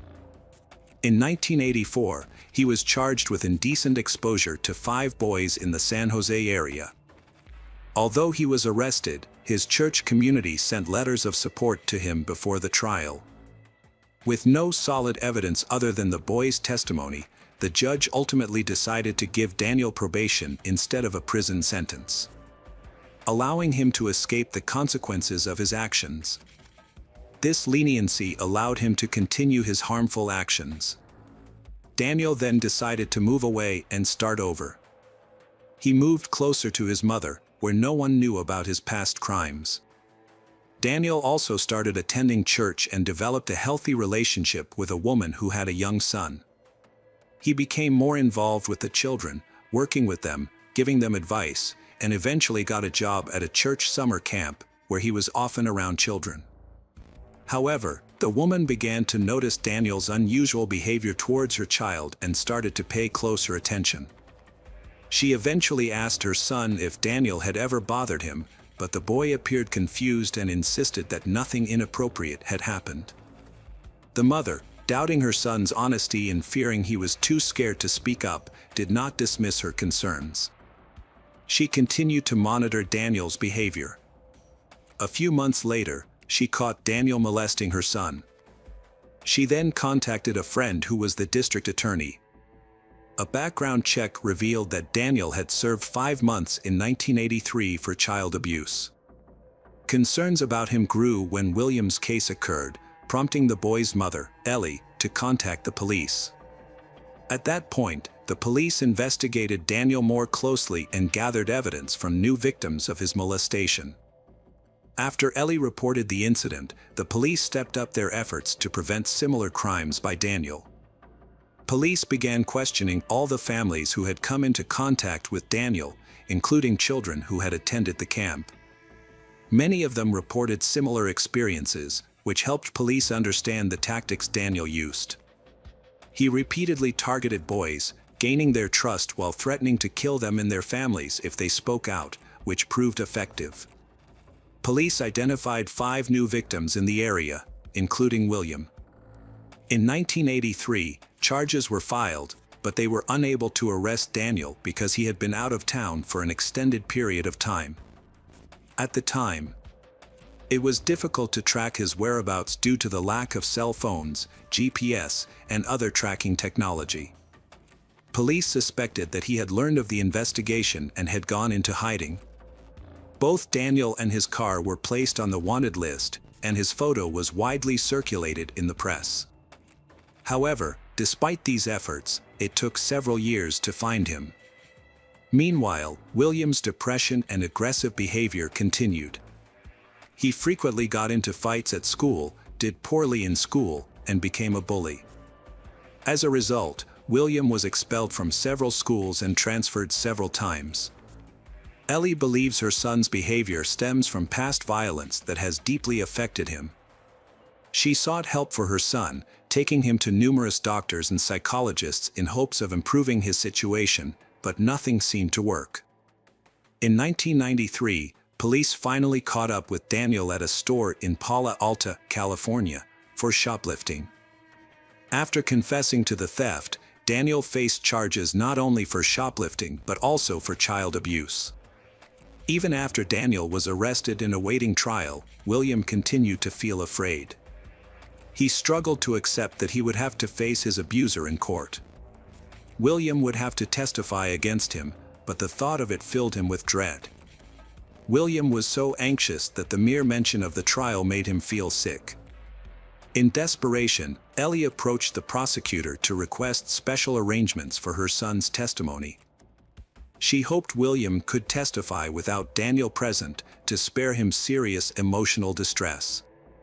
Unfortunately, the current rules required William to appear before a jury. To address this situation, the only solution was to install cameras so that William could provide testimony from another room. He would be recorded, and the video would be shown in court. Unfortunately, the small community lacked the funds to set this up. As a result, William had to appear in court like the other boys who had also been victimized by Daniel. The trial was challenging due to the presence of many emotionally and physically traumatized children. The boys who had already testified had experienced significant distress, but they managed to get through it. On April 2, 1993, 11-year-old William was one of the last witnesses to take the stand. Ellie tried to prepare him for his meeting with Daniel the criminal as best she could. However, when the car carrying William and his relatives arrived at the courthouse, William did not want to leave. He began to have a panic attack and vomited violently. Ellie reassured him that he needed to testify because testifying was the only way to ensure that a dangerous person would be locked up and unable to harm anyone else. William understood the importance of his testimony, but his fear made it difficult for him to calm down. Ellie, William, and the aunts waited outside the courthouse to be called to testify. During this time, they tried to comfort William and help him calm down. Suddenly, a van arrived at the courthouse and Daniel was taken out. When William saw Daniel, he felt nauseous again. Ellie stared at Daniel as he walked through the courthouse yard. She later remembered that Daniel just smirked and walked past. She felt a burning hatred for this man. As they left the building, Daniel's ex-girlfriend and her son, who was also a victim, testified against him. The woman told Ellie that things were not going well. She noted that the children were nervous and confused in their testimony. Daniel took advantage of this by highlighting inconsistencies in their testimony. He continued to put the children in difficult situations, asking distressing questions that only made them more confused. They became increasingly upset, some of them crying. This makes Ellie worried about William. Ellie fears that the situation could affect the trial, potentially allowing a dangerous criminal to escape justice and return to his former criminal ways. At that moment, Ellie Nessler suddenly realizes that she must serve justice, and Daniel must be stopped forever. Court in this county lack modern security features like metal detectors. It is easy to carry guns inside. And many people in the community, including Jen, carry weapons for self-defense. While on the street, Ellie reached into her purse and quietly pulled out a gun. She hid the weapon as they entered the courtroom, where Ellie shot Daniel 6 times. 5 of the bullets hit him in the back of the head and neck, killing him instantly. People in the courtroom panicked and fled, and police rushed in with loaded guns. Jen stepped in front of her sister, causing Ellie to throw the gun to the ground and raise her hands in surrender. She was then arrested. The shocking story of a mother staging a lynching during a court hearing quickly made national headlines. Within a week, every major media outlet had covered the incident, sparking widespread debate about the lynching. Many saw Ellie as a hero, receiving overwhelming support from local residents, especially those affected by the event. 2 local banks even set up defense funds that the community could contribute to for Ellie, leading to a rush of donations from her supporters. Items such as T-shirts that read "Good shot, Ellie" became popular and which sold well.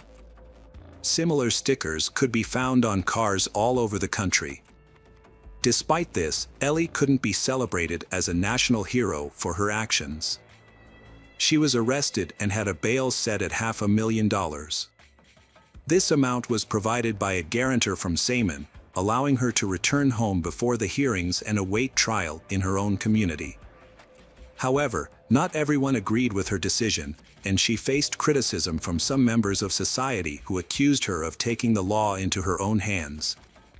Still, the majority, including the local community, viewed her as a protector of her child.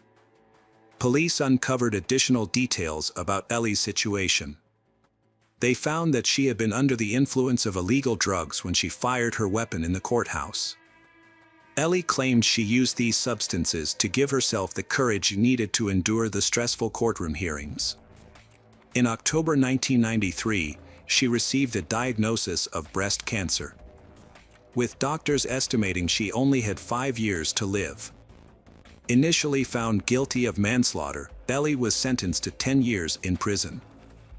However, her conviction was later overturned due to the jury's misconduct. She then reached a plea deal with the prosecution, admitting guilt to manslaughter, and ultimately served 3 years in prison before her release. William then moved in with his Aunt Jen. After 2 years, he was finally able to communicate with Ellie, who was still serving her sentence in prison. Ellie expressed her feelings. She deeply regretted having to take someone's life, which was never her intention. However, she felt that the justice system would not be able to protect her son and other children from a dangerous criminal. The only reason she pulled the trigger was the fear that Daniel would be released again. William's life was ruined at a key moment in his growing up. He was molested and then dragged through the courts. The William became a hooligan, got involved with bad company, and lost his way. As a result, he had frequent encounters with the law, with courts and prison becoming a regular part of his life. He was first charged with a crime at the age of 14. He was incarcerated 18 times between 1999 and 2004 for various crimes. His criminal record was extensive, including charges of robbery, assault, illegal possession of a weapon, and drug-related offenses. In 2004, when he turned 23, William was living freely, had several tattoos, and resided in his family's house. He didn't have a permanent job, so, similar to his mother in her younger days, he was searching for temporary work for short periods. However, while Ellie had to do this out of necessity due to the economic crisis, for William, it was a result of his involvement in criminal activities. In 2004, he also took a part-time job with his friend David, helping to clean his house during construction and repairs. David had become disabled from working in the oil fields. In June, a dispute arose when tools went missing from the construction site, with both sides blaming each other. When the police arrived, William attacked David and beat him. Due to this incident, along with the previous charges, he was sentenced to 60 days in prison but was released after only 30 days. On July 26, 2004, just an hour after his release, he returned to his workplace. David attempted to escape but was unable to due to his disability. William then attacked David, kicking him in the head several times. As a result, David lost consciousness and died in hospital the following day. William fled the scene but was arrested a few days later and charged with first-degree murder. In June 2005, William Nessler was sentenced to 25 years in prison. Rebecca was the only one to escape the tragic fate and now lives a normal life with her family and children, often reflecting on the absence of her mother and brother during important moments. She deeply misses her brother William, who always looked out for her. Rebecca believes that William would not have ended up in prison if their mother had not shot Daniel. This tragic event caused a series of unfortunate events that made their lives worse. Despite this, she does not resent her mother. She understands that her mother was confused and made a hasty decision. In the end, Rebecca feels that her mother's actions prevented many boys from facing the same fate. Ellie's life ended in tragedy. In addition to battling breast cancer, she faced legal troubles. She became involved in distributing illegal drugs. In 2002, she bought materials for making drugs from a police informant. Initially, Ellie provided some drugs to the informant, but 5 days later, when she returned to collect the pills, she was arrested after the informant reported her. Ellie confessed to her crimes and was sentenced to 6 years in prison, but she only served 4 years. She was released in 2006, but sadly, Ellie Nessler passed away from breast cancer on December 26, 2008, at the age of 56. When Ellie died, William asked to be released from prison to say goodbye to his mother. But his request was denied. 2 years later, in 2010, Rebecca and a reporter visited her brother in prison. They spoke for about 2.5 hours. During the conversation, William was very reflective, reviewing everything that had happened in his life. He did not try to justify his actions or blame anyone else. He noted that he felt he had been pushed down a path of self-destruction at the age of 6, a burden he would always carry. William emphasized how public opinion affected him, especially when the case of Daniel, a rapist who was murdered in court, was heavily covered by the media. The attention affected him. The whole community knew that William was also a victim, sexually abused at the age of 6. People discussed his past, which made him feel ashamed. He doesn't want this attention, but it's hard for him to escape it.